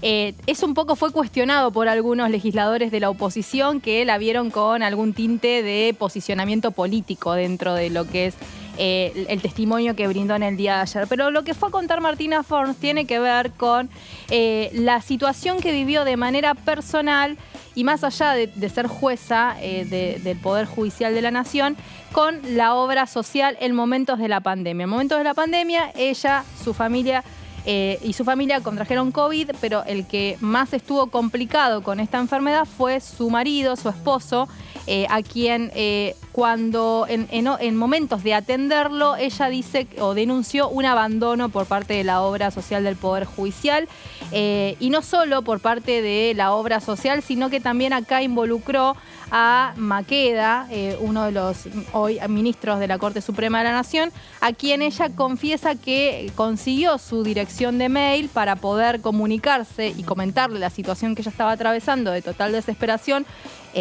con un traslado de su marido que padecía COVID, y que Maqueda no tuvo ni siquiera el gesto de responder o preocuparse por la misma situación. Entonces ella lo que da a entender es, si a mí como jueza, con un cargo, uno de los cargos máximos que tiene el Poder Judicial de la Nación, ni siquiera un miembro de la Corte me respondió, ni siquiera la obra social me respondió, imagínense lo que pasa con el resto de los empleados judiciales, y ahí se mete también el resto de los testimonios de las afiliadas a la obra social que estuvieron pasando por la comisión. Esto fue básicamente lo que denunció ayer Martina Forns, obviamente una situación muy delicada desde lo personal. Sí, fue el primer testimonio, y además de Marchi, Vero, seguramente también vas a repasar el testimonio de Serafini, que fue el último, y habló de justamente las auditorías, el control de los balances de la obra social. Finalmente la reunión terminó con Carolina Aguilar diciendo, vamos a ver si la próxima reunión continuamos con el análisis del tema de la obra social o si ya pasamos al debate sobre coparticipación. Exactamente, y ese es el punto en el que quedó allí la situación vinculada a esto. Si van a comenzar ya con coparticipación, porque también falta la palabra de Aldo Tonón, que sigue sin asistir a la comisión de juicio político. Hubo clérici, hubo otro testigo que pidió que se lo llame en otra oportunidad, si podía ser la reunión que viene, pero también existió la posibilidad, o existe la posibilidad de que preste testimonio Julio Piumato, sí, uno de los... lo propuso Graciela Ocaña. Claro, porque ¿qué pasa acá? Siempre lo contamos, hay como una especie... Hay dos gremios muy importantes dentro del Poder Judicial, el mayoritario lo preside Julio Piumato y el minoritario Vanessa Sisley, entonces queda como la voz del gremio, si se quiere, de Vanessa Sisley, representada en la comisión, y Piumato dice, me están dejando afuera pero hay de un esta dato, situación con los trabajadores. A partir de todo este lío con la obra social, hubo una modificación en la estructura que conduce la obra social. Y el dato, ¿sabes cuál es? Es que la número 2 de la obra social es una mujer de la estrechísima confianza de Julio Piumato. Así que seguramente Piumato sabe lo que está pasando con los números. Fue uno de los cambios. Ante tanto escándalo, bueno, se resolvió en acuerdo con el gremio que alguien de mucha confianza de Piumato ocupara un lugar decisivo en la obra social, y esto tiene que ver con la posible presencia del titular. Exactamente, así que está en esa situación. Si comienzan ya con el tema coparticipación, además de que, como decían anteriormente, creo que lo dijo Caro, se quedó ahí picando la posibilidad o no de que se amplíe la acusación a los ministros de la Corte con este tema de las elecciones. Que ahí va a estar interesante porque en el tema de coparticipación la idea es citar a gobernadores, ¿no? Sí. Entonces, ahí está el dato de color. UNIAC no había firmado, recuerdan el pedido, no el pedido, sino el comunicado. Que se le presentó a Alberto Fernández. Exacto, que terminó después en la presentación del juicio político, no lo había firmado y ahora la Corte termina fallando contra UNIAC. Se da esta paradoja, ¿no? Exactamente, así que eso va a ser interesante. Y por último estuvo el contador Nicolás Jacinto Serafini, que expuso en torno al informe elaborado sobre la obra del Poder Social del Poder Judicial. Una de las cuestiones que yo destaqué, básicamente, pues tiene que ver con algunas cuestiones muy técnicas, que dijo que este informe lo firmó él, contó que no había balances realizados entre 2005 y 2006. Eso también quedó pendiente en un momento donde, bueno, se acusa a los, que durante años no se presentaron cuestiones. Lo que pasa que ¿no? me parece que es la etapa previa de Marchi, a Marchi. Marchi llega después, llega en ese momento. Bueno, la hora exactamente las 11 de la mañana con 15 minutos. Vamos con Leopoldo Moró, que al término de la prolongada reunión de la comisión decía esto. Esta tarde nos enteramos, en el mismo momento en que se sentaba Marchi a declarar, que la Corte Suprema suspendía las elecciones en Tucumán y en San Juan. Quiero pedirle una reflexión al respecto. Sí, efectivamente es un hecho muy grave. Yo lo leo como un acto de revancha. En primer lugar, precisamente porque se lleva adelante este juicio político respecto a estos miembros de la Corte. En segundo lugar, porque este fallo no se dictó hoy. Tanto el presidente como el vicepresidente de la Corte hoy estaban rindiendo examen en la Cámara de Comercio estadounidense, donde además el presidente de la Corte incursionó en temas de política económica. Es grave si lo hubiera hecho en cualquier ámbito, porque no le corresponde, pero que lo haya hecho además en la Cámara Argentina de Comercio norteamericana indica la subordinación que esta Corte tiene no solamente respecto a Manieto y a algunos grupos económicos locales, sino también a intereses externos a la Argentina y a veces contrario al interés nacional. Creo que además este fallo es la culminación de un camino que inició la Corte cuando decidió sacarle a las provincias plata para dársela a Rodríguez Larreta para la campaña electoral. Está muy claro que la Corte dictó el fallo de coparticipación para que la ciudad de Buenos Aires, concretamente Rodríguez Larreta, tuviera recursos, aunque esto significara sacarle plata al 93% de los argentinos para dársela al 7% de los argentinos. Pero como no les alcanzó, porque no obtuvieron el triunfo que creían que iban a obtener, esta Corte, que trabaja abiertamente para Juntos por el Cambio y para el PRO, decidió hacer lo que hizo hoy por los resultados electorales del domingo pasado. Y lo adelantó ayer Macri. Macri ya sabía del fallo de la Corte cuando ayer dice, bueno, ese resultado electoral no refleja lo que piensa la Argentina porque son feudos. Pero esos feudos ya van a lograr la libertad, dijo Macri. Y la libertad, entre comillas, este fallo de la Corte. Así que estamos frente a un hecho terriblemente irregular, que a 40 años de poner en marcha el proceso democrático nos debe llamar a todos los argentinos una enorme preocupación. Porque si la Corte va a ser, como en el pasado lo fue el partido militar, en este caso se va a constituir como partido judicial para proscribir a sectores de la sociedad argentina, estamos en un gravísimo problema. Y esto confirma además que la proscripción a Cristina no es una fantasía, sino es un hecho que puede materializarse en cualquier momento. Porque así como proscribieron y suspendieron elecciones en 2 provincias a 5 días de que la elección estuviera por materializarse, esta Corte en cualquier momento puede sacar, si Cristina fuera candidata, una resolución después de que pase por casación, o a veces hasta por un persalto, este retazo de corte de estos 3 funcionarios que siguen ahí, que son patéticos, que hacen empanadas para decir que tienen el apoyo de los empleados, etcétera, pueden hacer cualquier cosa a esta altura del partido. Diputado, una consulta aquí de Radio Mitre. Algunos medios deslizaron la posibilidad de que Cristina Fernández de Kirchner sea candidata en las próximas elecciones. ¿Cree que tiene algún vínculo esta decisión de la Corte con esto como una especie de advertencia para lo que serán las elecciones generales? Sí, es posible, es altamente probable.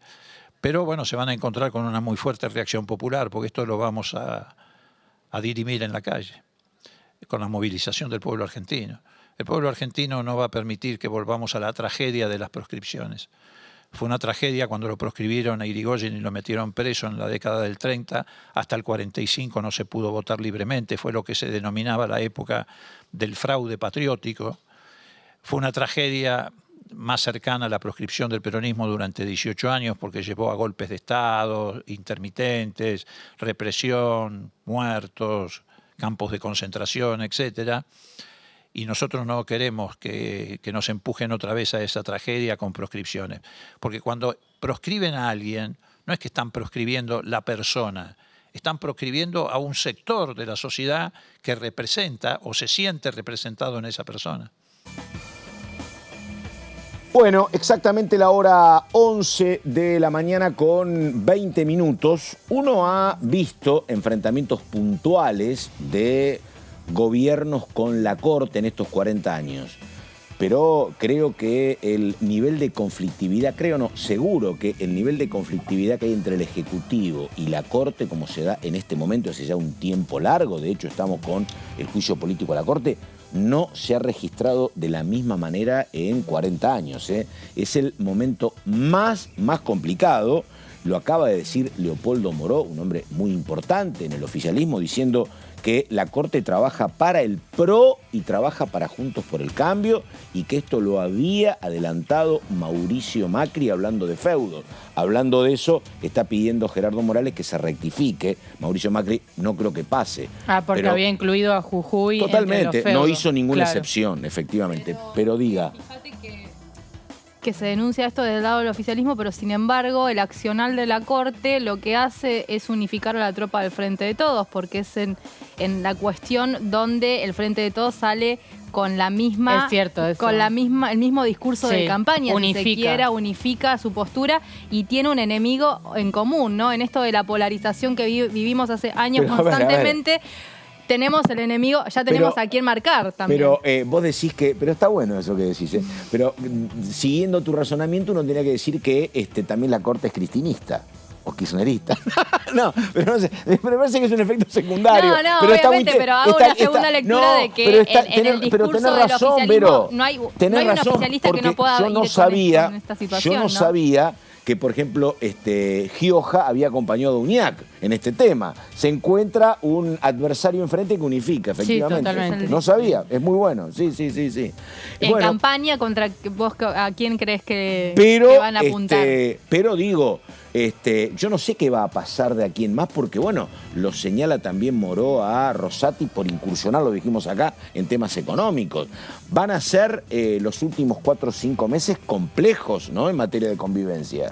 Porque el juicio político sigue. Tal cual. Sí, todo desde el oficialismo leen toda esta movida como una reacción al juicio político, ¿no? Sí. Rosati, recordemos, en el día de ayer, en el evento de AmCham, dice...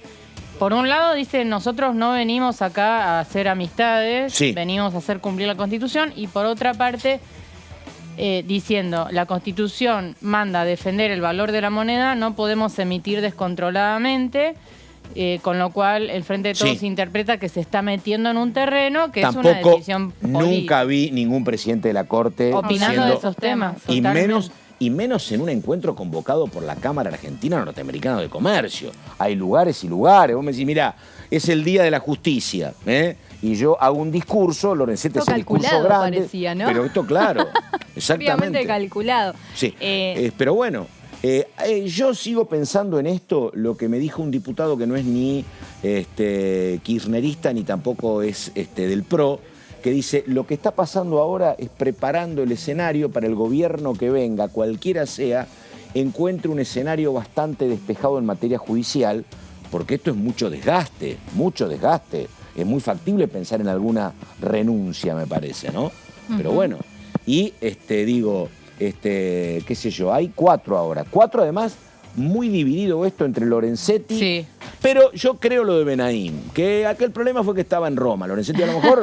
Justo. Yo lo vi al ladito del Papa Francisco, Por eso, Lorenzetti exactamente. peronista. Hizo un ruido el Papa, hablando entre paréntesis de lo que dijo ayer, que se lo quería llevar puesto el gobierno kirchnerista, un ruido bárbaro. Bueno, hizo. eso es parte de la historia. Si vamos a los archivos, También, nos vamos a acordar. exactamente. Después de repente son todos Bueno, Papa no te metas con Francisco, los archivos, pero bueno, Naín. sí.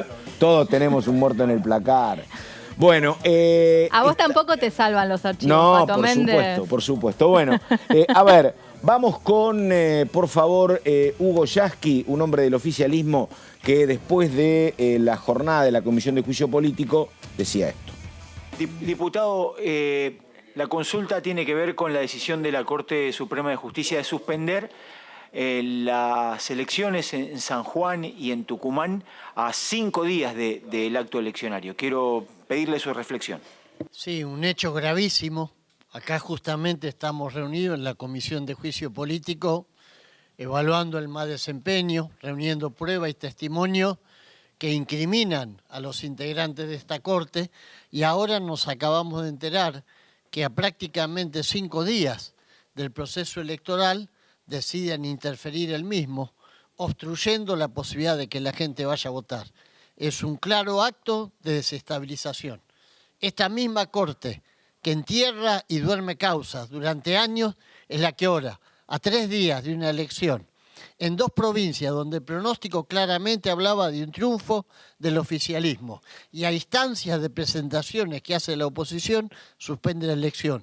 Un gesto además de desestabilización que yo no puedo dejar de relacionarlo con algo que muchas veces se ha denunciado, y es la posibilidad de que esta Corte interfiera o pretenda interferir en el proceso electoral a nivel nacional.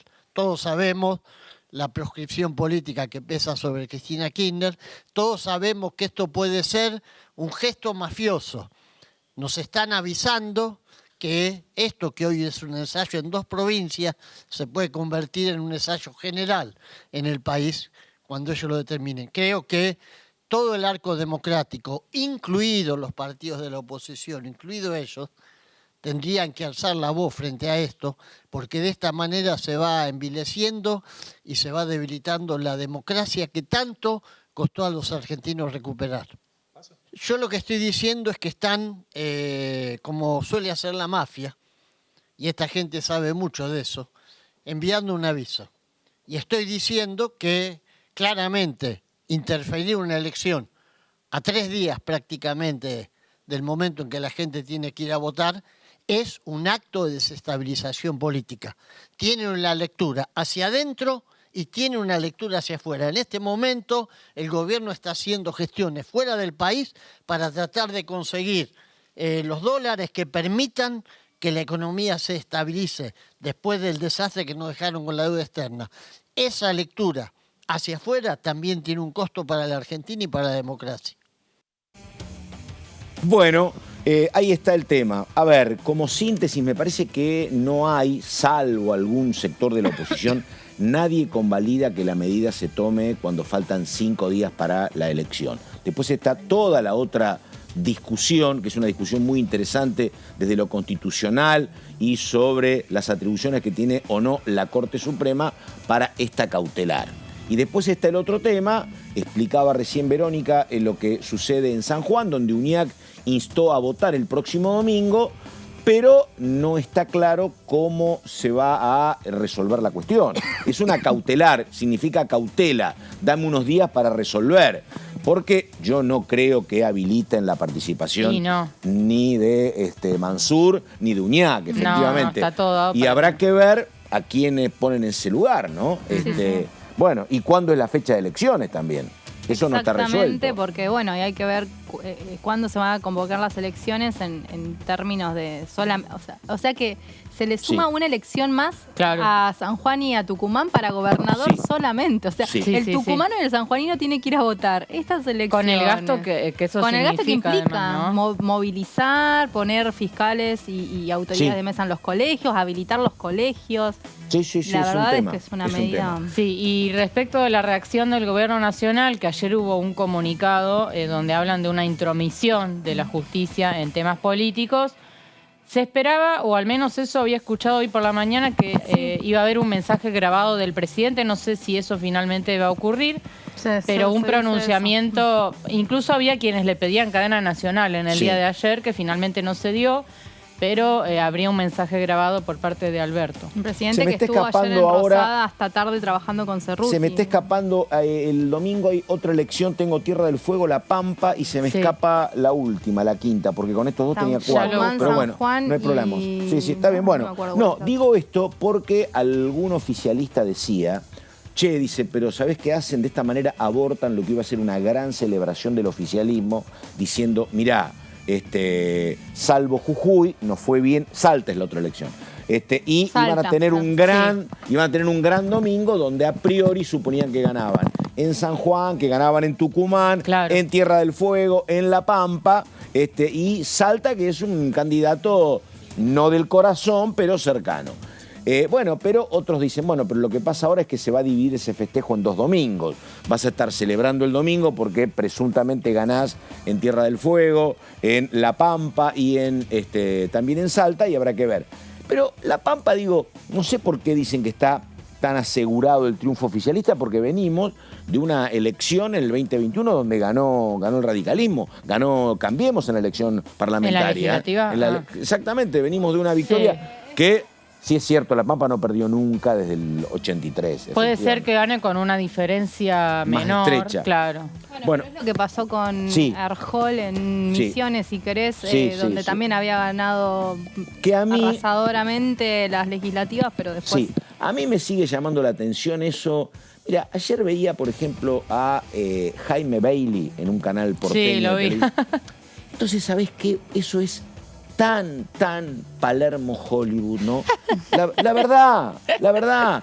Un tipo de los medios que opina, que habla, ¿me entendés? Que además él y Vargas Llosa la pifiaron horriblemente en Perú, pero digo, el tema tiene una centralidad que después no se condice con lo que son los votos o las necesidades de la gente en otros lugares. Acá me están saturando, quemando la cabeza con Milei. Yo sé que ambas somos 15 millones de personas, pero fíjate lo que pasa, Caro, en el resto de las provincias. Vamos a tener 10 provincias. Claro. Un fantasma del AMBA y de la capital. Claro. Ayer nos lo dijo Sartori, dijo, ¿no? Bueno, lo explicó clarito. Ojo. Es cierto, uno va a tener elecciones en 10 provincias, no existe ese fenómeno. No solo que no existe, se votan oficialismos. Sí. Acá vos ves, no, el 75% de la sociedad quiere romper todo.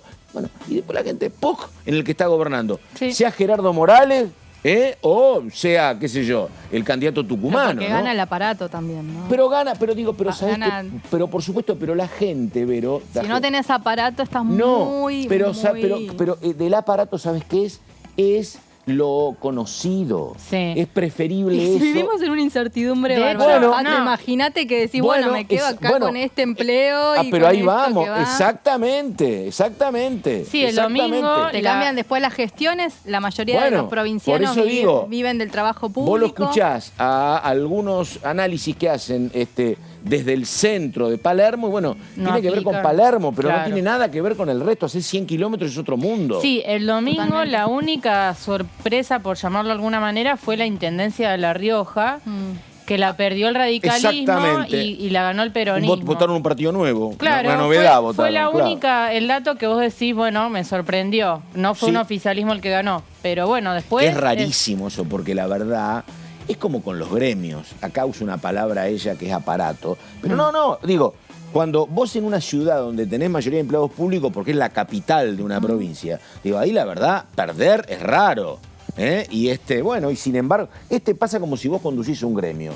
¿Y por qué los gremios? Digo, ¿cuándo se da el batacazo de que algún opositor gana? Nunca. Muy de vez en cuando. Porque los secretarios generales son hace años los mismos. No te cambian nunca más. Exactamente, tienen 30, 40. Es muy difícil. Bueno, porque diga, Buenos Aires es distinta. No. Hace 16 años que gobierna el mismo sector y van para 20. Y van para 20 y sin oposición. Efectivamente, y controlando la legislatura. Digo, por eso a veces el fenómeno Milei, que yo, ojo, digo, a lo mejor es un ruido bárbaro Milei en AMBA y en Cava, hay que verlo. Y en contextos tan adversos económicos, imagínate. Sí, ¿Te vas a ir a modificar a dónde? Por eso digo, ¿un cambio ¿viste? de qué? Vos ves un clima que quiere... Bueno, tanto no se quiere cambiar, pero bueno, No. veremos. Sí, Milei va a estar ver. el domingo, dato ¿Dónde? de color, en la Feria del Libro. ¿Ah, sí? Presentando su libro, así que ahí va a haber una Mirá vos. demostración de... Y sí, claro. Un dato vinculado al mensaje qué? de Alberto Fernández, aparentemente va a ser al mediodía, se va a conocer mensaje. al mediodía, se espera para las 12 del mediodía. Así que Es un la lío palabra del bárbaro, pero es presidente. cierto. Están todos detrás de Alberto. Es cierto, Benaim, eso que la pelea los unificó a todos. La pelea- Son todos claro. albertistas y en contra Salvo de Massa, no que se ayer pronuncia. en el Hotel Alvear dijo, yo no estoy de acuerdo con una PASO. Totalmente. Yo soy el candidato del consenso, quiso decir de alguna No, forma. Bueno, yo... Él dijo que no le parece que el gobierno se esté peleando, dijo. Tremenda, Benaim.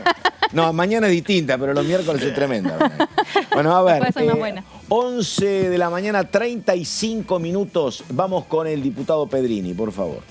La oportunidad peor no podía haber sido.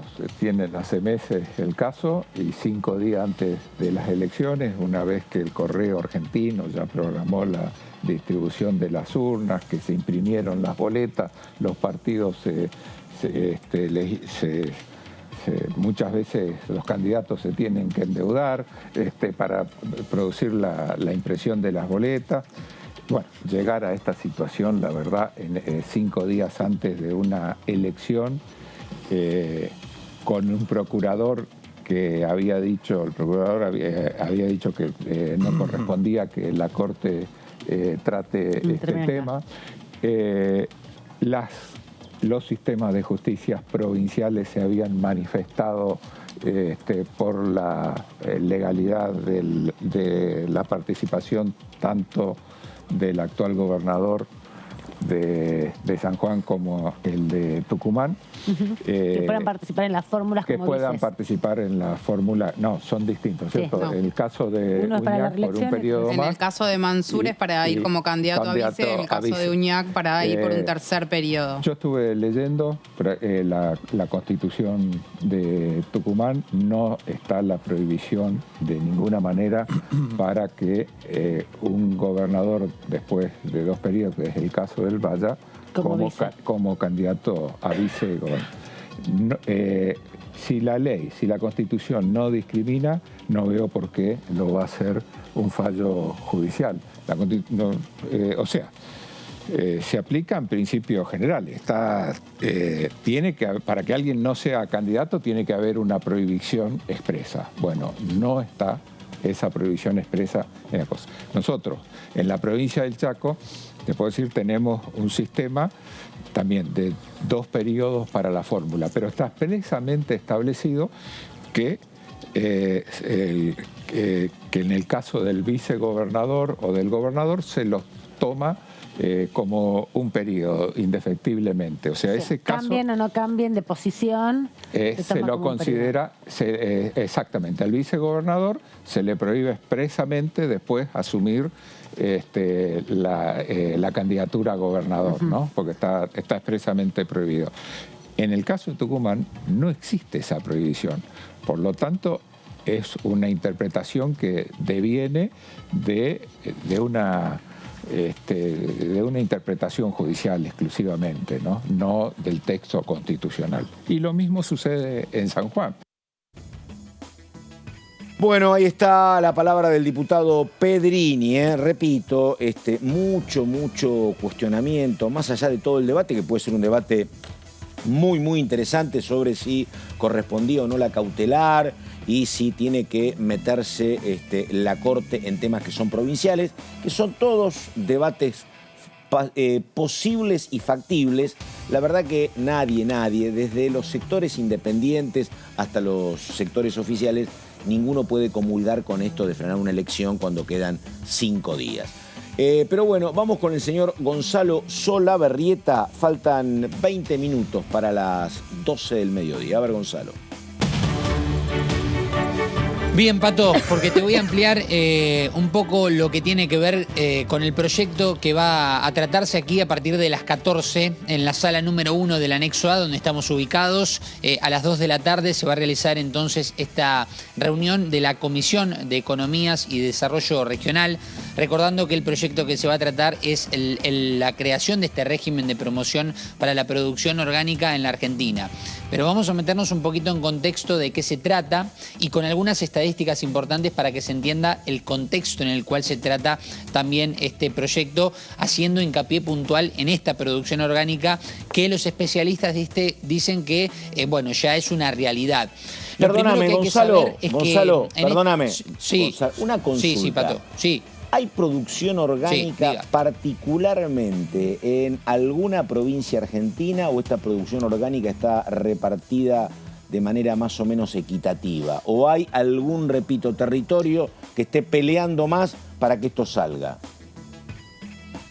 No, bueno, Formosa es una de ellas, por ejemplo, y Catamarca ha tenido una gran presencia de invitados con producción orgánica, recordemos en la reunión informativa anterior, donde se han expresado y han remarcado la importancia de las exportaciones a distintos países, ¿no? Para que entremos en contexto. Son provincias Los chicas. Estados Unidos, sí. Está bien. No, pero me sirve esto porque digo, está bueno, estamos hablando de Formosa y Catamarca, que no son dos potencias agropecuarias. No hablamos de Entre Ríos y de Santa Fe o de Córdoba. Está bien, son dos provincias relativamente chicas en materia de producción agraria. Formosa tiene mucho ganado, pero bueno, por eso, dale. Bueno, sigamos. Bueno, por dar dos ejemplos de representatividad de lo que hemos visto en la comisión informativa anterior. Para que entremos en contexto, Estados Unidos sigue siendo el país, digamos, principal al cual se exportan los principales alimentos. Países Bajos es el segundo, pero en realidad la Unión Europea en general, porque debajo sigue Alemania, Bélgica, son países de los principales a los que Argentina les exporta alimentos. Cuando hablamos de alimentos, para entrar en contexto, hablamos de soja y trigo, de manzanas y peras, todo esto hablando en producción orgánica, para que se entienda. El ajo se exporta, por ejemplo, mucho a estos países y, por ejemplo, la última estadística clara y concreta y concisa que tenemos es del 2020. Por ejemplo, son más de 84.000 hectáreas que se han cosechado del cultivo orgánico en nuestro país, y también que eso fue e implicó un 20% más de lo que se había cosechado en el 2019. Es un porcentaje que parece chico, pero es bastante importante. Y también hablamos de más de 132.000 toneladas que se han exportado también en el 2020. Por eso, tal vez aquí los integrantes de la Comisión de Desarrollo y Economías Regionales habían marcado la importancia de que esto ya no es una cuestión tanto a futuro, sino que es una realidad, y por eso se está creando este régimen de la promoción para esta producción, que lo que implica es, en principio, crear un fondo que tiene que estar involucrado en el próximo presupuesto, si es que se crea esta iniciativa el próximo miércoles, en caso de que se apruebe, o en alguna otra sesión especial que tengamos, en donde se le crea con ese fondo los bonos que van a poder tener los productores justamente orgánicos para crear un crédito fiscal y así con un 70% transferible poder pagar todas las cargas patronales, los tributos nacionales, los tributos aduaneros. Y lo que hay que aclarar es que justamente lo que no está incluido dentro de esta transferencia del 70% del crédito fiscal es el impuesto a las ganancias. Ese excedente no está incluido dentro de esta alternativa, de esta proyección, pero lo que sí marcaba importante el diputado Fernández Patri del Frente de Todos es que lo que busca en realidad es que este proyecto sea un impulso para que haya lógicamente una ayuda en este sentido para la producción orgánica y de esta manera, bueno, cuidar los suelos, cuidar justamente la alimentación del país y demás, pero también que vaya progresando cada vez más esta realidad que es la producción orgánica. Pato, para entrar un poquito en contexto con alguna actualidad y estadística. Yo tengo un problema, digo nada, pero no es el eje de la cuestión, con los productos orgánicos. ¿Cuál? A ver. No, el tema es el siguiente, que tiene que ver con el marketing, que tiene que ver con el packaging. Sí. Porque a mí Sí. me han vendido y he comprado productos orgánicos. ¿Y vos por qué los comprás? Justamente porque son productos que no tienen fertilizantes. Entonces son productos mucho más sanos. Está muy bien eso. Ahora, el problema es que cuando te dan el bolsón de productos orgánicos, ¿vos qué ves? Como no tenés fertilizantes, no es un tomate, es un tomate más chiquito, más feo, tal vez con más gusto, pero no es un tomate rojo y lindo. Es más chiquito y más castigado. Te venden una mandarina, para despegarle la cáscara es un trabajo. La banana es una banana golpeada por la vida. Digo, lo que te da el fertilizante es justamente que te mejora visualmente el producto, que no está bien. Pero después para comprar lo orgánico, compras algo que es sano, pero que visualmente no es tentador, por lo menos lo que me tocó ver a mí, pero bueno, nada. Nada. Me parece que estamos entrando, estamos entrando en un camino de lo que podemos relacionar, por ejemplo, con el cigarrillo dentro de los espacios públicos, el acostumbrarse a estos productos. Y creo, Pato, coincido con creo, vos, Pato, que ese es otro paso, ¿no? El avanzar en el marketing. Totalmente, pero fueron. publicidad. Exactamente, pero además el tomate, la manzana fueron mejorados artificialmente. Hace 20 años no había agroquímicos y no tenían la pinta de ahora. El tema es que, bueno, es eso. Ves uno que no es sano pero es lindo y ves otro que es más sano pero más golpeado. Pero bueno, somos como nosotros con y sin maquillaje, Gonzalo. Bueno. Nada, Solabarrieta, gracias. Ahora, Caro Ramos. No, por favor, Pato. Me gustó esta última apreciación. Es así. Vos sin maquillaje. No, me encantó las bananas golpeadas por la vida. Exactamente, bueno, son chiquitas. Exactamente. Ustedes no comen ninguna de las dos van al mercado, es una cosa de loco. No, ¿cómo no? ¿Van? Sí, claro. Yo no consumo orgánico, yo las compras y cocino, querido. Soy re buena cocinera. Ya te lo dije 80 veces. No te creo, el problema es que no te creo. Pero además, yo cuando veo la banana, no sabía que estaba golpeada por la vida, Pato Méndez. La verdad es que no sabía que iba a terapia esa banana. No, ahora me quedo con esta sensación. Porque escúchame, vos ves la banana ecuatoriana, que la ves amarilla, grande, robusta, y me venden la orgánica. Anda a terapia, es lo que te digo. Sí, es varioterapia. ¿Viste? Sí. Exactamente. Te dura 2 segundos, no la comés. Es que vivimos en una sociedad que está acostumbrada a lo casi perfecto, ¿no? Los colores brillantes, ¿no? Y todo. Uno llega acá todo arruinado y las chicas te más o menos te mejoran. Bueno, a ver, ¿cómo salimos de esto? Bueno, vamos a ver, Pato, un tema, es un temón para mí, lo vengo siguiendo porque tiene que ver con la provincia de Córdoba justamente, y se va a debatir el día de hoy, no solo con Córdoba, sino con todo el país, pero fundamentalmente en Córdoba, tiene que ver con la refinanciación de la deuda histórica de provincias y municipios por obras de saneamiento. Vamos a tratar de explicar porque es un tema bastante complejo, Pato. Sí. Se va a debatir en el día de hoy. La Comisión de Presupuesto y Hacienda tratará hoy a las 16 horas este proyecto consensuado para resolver una deuda millonaria de provincias, municipios y entes prestadores de todo el país con el ENOSA. ¿Qué es el ENOSA? El Ente Nacional de Obras Hídricas de Saneamiento. ¿Qué es esto, Pato? Son créditos que fueron otorgados en la década del 90 durante la vigencia de la convertibilidad para financiar obras de agua potable y cloacas. ¿Qué pasó, Pato, con estos créditos y esta deuda? Lo vamos a ver en la siguiente placa. A ver. Cuando finaliza el régimen de convertibilidad, estas deudas llamativamente, y esto es algo que nadie puede explicar por qué sucedió, esas deudas no fueron especificadas y se transformaron en una carga muy difícil de afrontar para las provincias y municipios. Hablan de una espada de Damocles que cae cada mes sobre las administraciones locales que no pueden afrontar esta deuda millonaria que tienen con el ENOSA. Esto fue mayormente a través de créditos otorgados vía el BID, que es el Banco Interamericano de Desarrollo. Pero claro, son deudas que en ese momento estaban dolarizadas y que siguen dolarizadas, no fueron especificadas. Entonces estamos hablando de una deuda que totaliza 87,7 millones de pesos, de dólares a nivel nacional.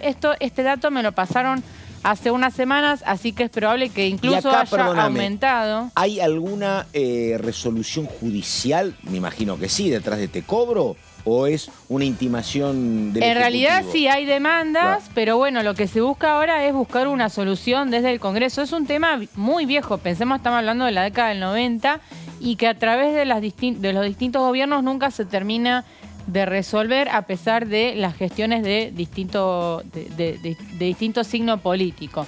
Entonces, hablamos de una deuda que a nivel país es de 87,7 millones de dólares y más de la mitad está concentrada en Córdoba con un monto acumulado de 55,4 millones de dólares. Uno de los municipios más endeudados es Río Tercero, lo contaba la diputada Brouwer de Koning.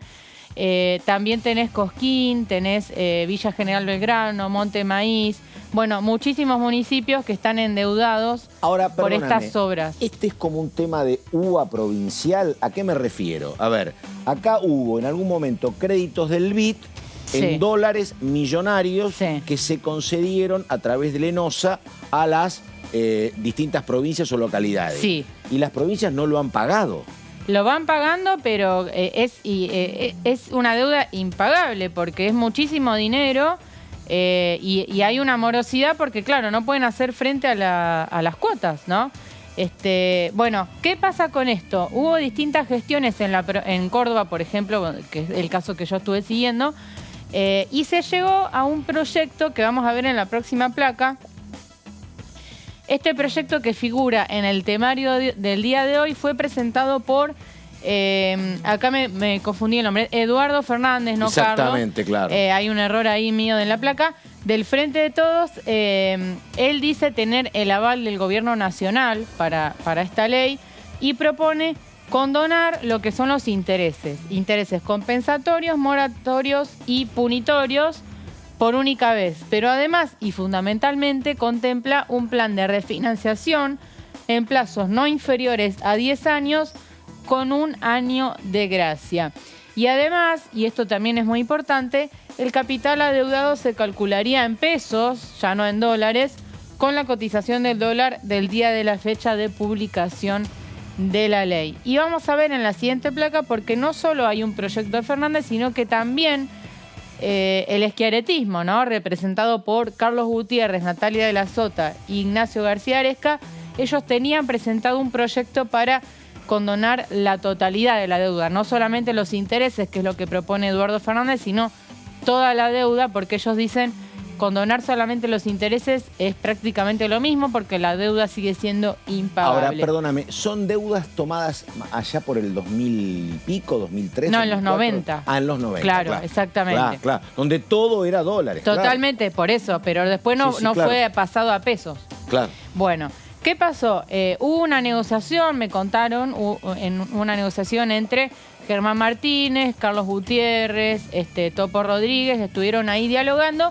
Y finalmente en el día de hoy podría haber un dictamen de consenso basado en lo que propone Eduardo Fernández y se podría tratar en la próxima sesión de diputados, que sería aparentemente lo que están indicando el 17 de mayo. Así que vamos a ver qué sucede. Es un tema que por ahí no trascendió tanto, pero es de mucha importancia para muchas provincias y muchos municipios que tienen esta deuda con el ENOSA para en su momento estas obras de agua potable, cloaca, saneamiento y demás. Así que vamos a ver qué pasa el día de hoy.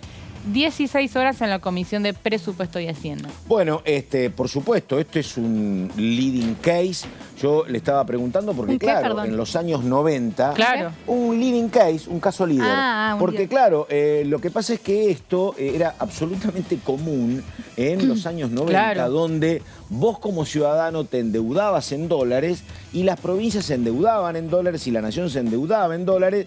Un día se terminó la convertibilidad, estalló la devaluación y todo fue muy complicado, tanto que a partir de estas cuestiones hoy yo no conozco provincias, y me parece sano, que se endeuden en dólares.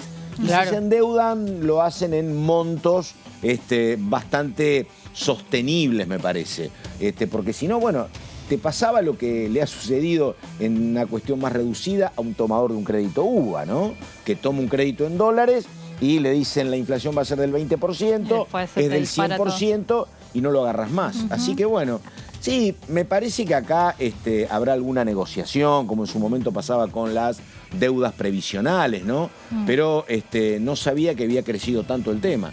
Y sí. Córdoba, claro, Córdoba siempre tuvo históricos problemas con el agua, por eso fue la que más créditos recibió. Sí, sí, bueno, Río Tercero está muy comprometido con estas deudas. Bueno, ahí te nombré algunos, Villa General Belgrano, Huinca, Renancó, Monte Maíz, bueno, varios municipios y también cooperativas hay involucradas. Yo me concentré en Córdoba, pero es en todo el país el tema, así que hay un interés importante de diputados de distintas provincias. ¿Qué te refleja también parte de nuestra problemática, no? Porque digo, bueno, a ver, la plata te la dieron y las obras las hiciste. Claro. ¿No? Las hiciste. Esto es cuando tenés que pagar, bueno, obviamente te modificaron arbitrariamente las condiciones, porque es verdad que el municipio de Villa General Belgrano y el de Huinca Renancó antes cobraba 1 a 1, un peso graduado era $1. Es que ahora nadie entiende son bien. 400, que 470 tenés que juntar, ¿no? Claro, nadie entiende bien por qué esa deuda no pasó a pesos nunca. O sea, es lo único que quedó ahí en dólares, llamativamente, nadie se explica bien raro, por qué. Porque acá lo que pasaba era que efectivamente en algún momento los créditos que a vos te habían dado en dólares en la República Argentina a ciudadanos particulares se especificaban. Claro. Se especificaban. Yo tenía uno del Nación que lo especificaron, efectivamente. Eran poca plata, pero sí, los créditos se especificaron, porque si no era imposible, porque vos cobras en pesos. Claro, totalmente. Exactamente. Sí. Así que bueno, ¿te parece que había alguna posibilidad de acuerdo? Para mí sí, creo que va a haber un consenso porque todos buscan que el tema se resuelva, así que bueno. Bueno, última pregunta, Benaim Verónica. Digo, juicio político, ¿hay fecha para la próxima semana o todavía no? En principio vuelve a reunirse también la semana que viene, pero quedó ahí medio en la nebulosa lo que va a suceder porque fue como que terminó de testimoniar el contador, de prestar testimonio el contador y ahí quedó. Pero bueno, en principio... no, era Serafín. Ah, el último, decís, perdón. Sí, sí. Ya se cerró y bueno, en principio sería la semana que viene, pero también recordá que la semana que viene tenemos la posibilidad de la sesión el miércoles. Exactamente. Y después es jueves 25 de mayo, si no me equivoco, ¿no? ¿O qué día cae el 25 de mayo? Jueves 25, viernes 26, feriado puente. Pero ¿es feriado puente? Yo quiero trabajar. No, yo no te pregunté eso. No, yo ya miré todo el calendario y dije, qué bueno. Ya ¿Se hace la marcha al final del 25 en apoyo? Me dicen que viene se empezó a pinchar, friolento. ¿no? Se infló un poco, sí. Hay que ver eso también. Es un poco loco eso, ¿no? Porque, la marcha y Cristina proscripta es como que te obliga a un esfuerzo de interpretación también, ¿no? Sí, mucho. Bueno. Me dicen que nos tenemos que ir. Muchas gracias, señora productora. Caro Ramos, hasta la próxima. Dale. Verónica Benaim, hasta cualquier momento. Mañana. Así Yo te acompaño todos los días, Pato Méndez. Es una gracia. Nada más, Chau, enseguida, Horacio Embón. Nos vemos.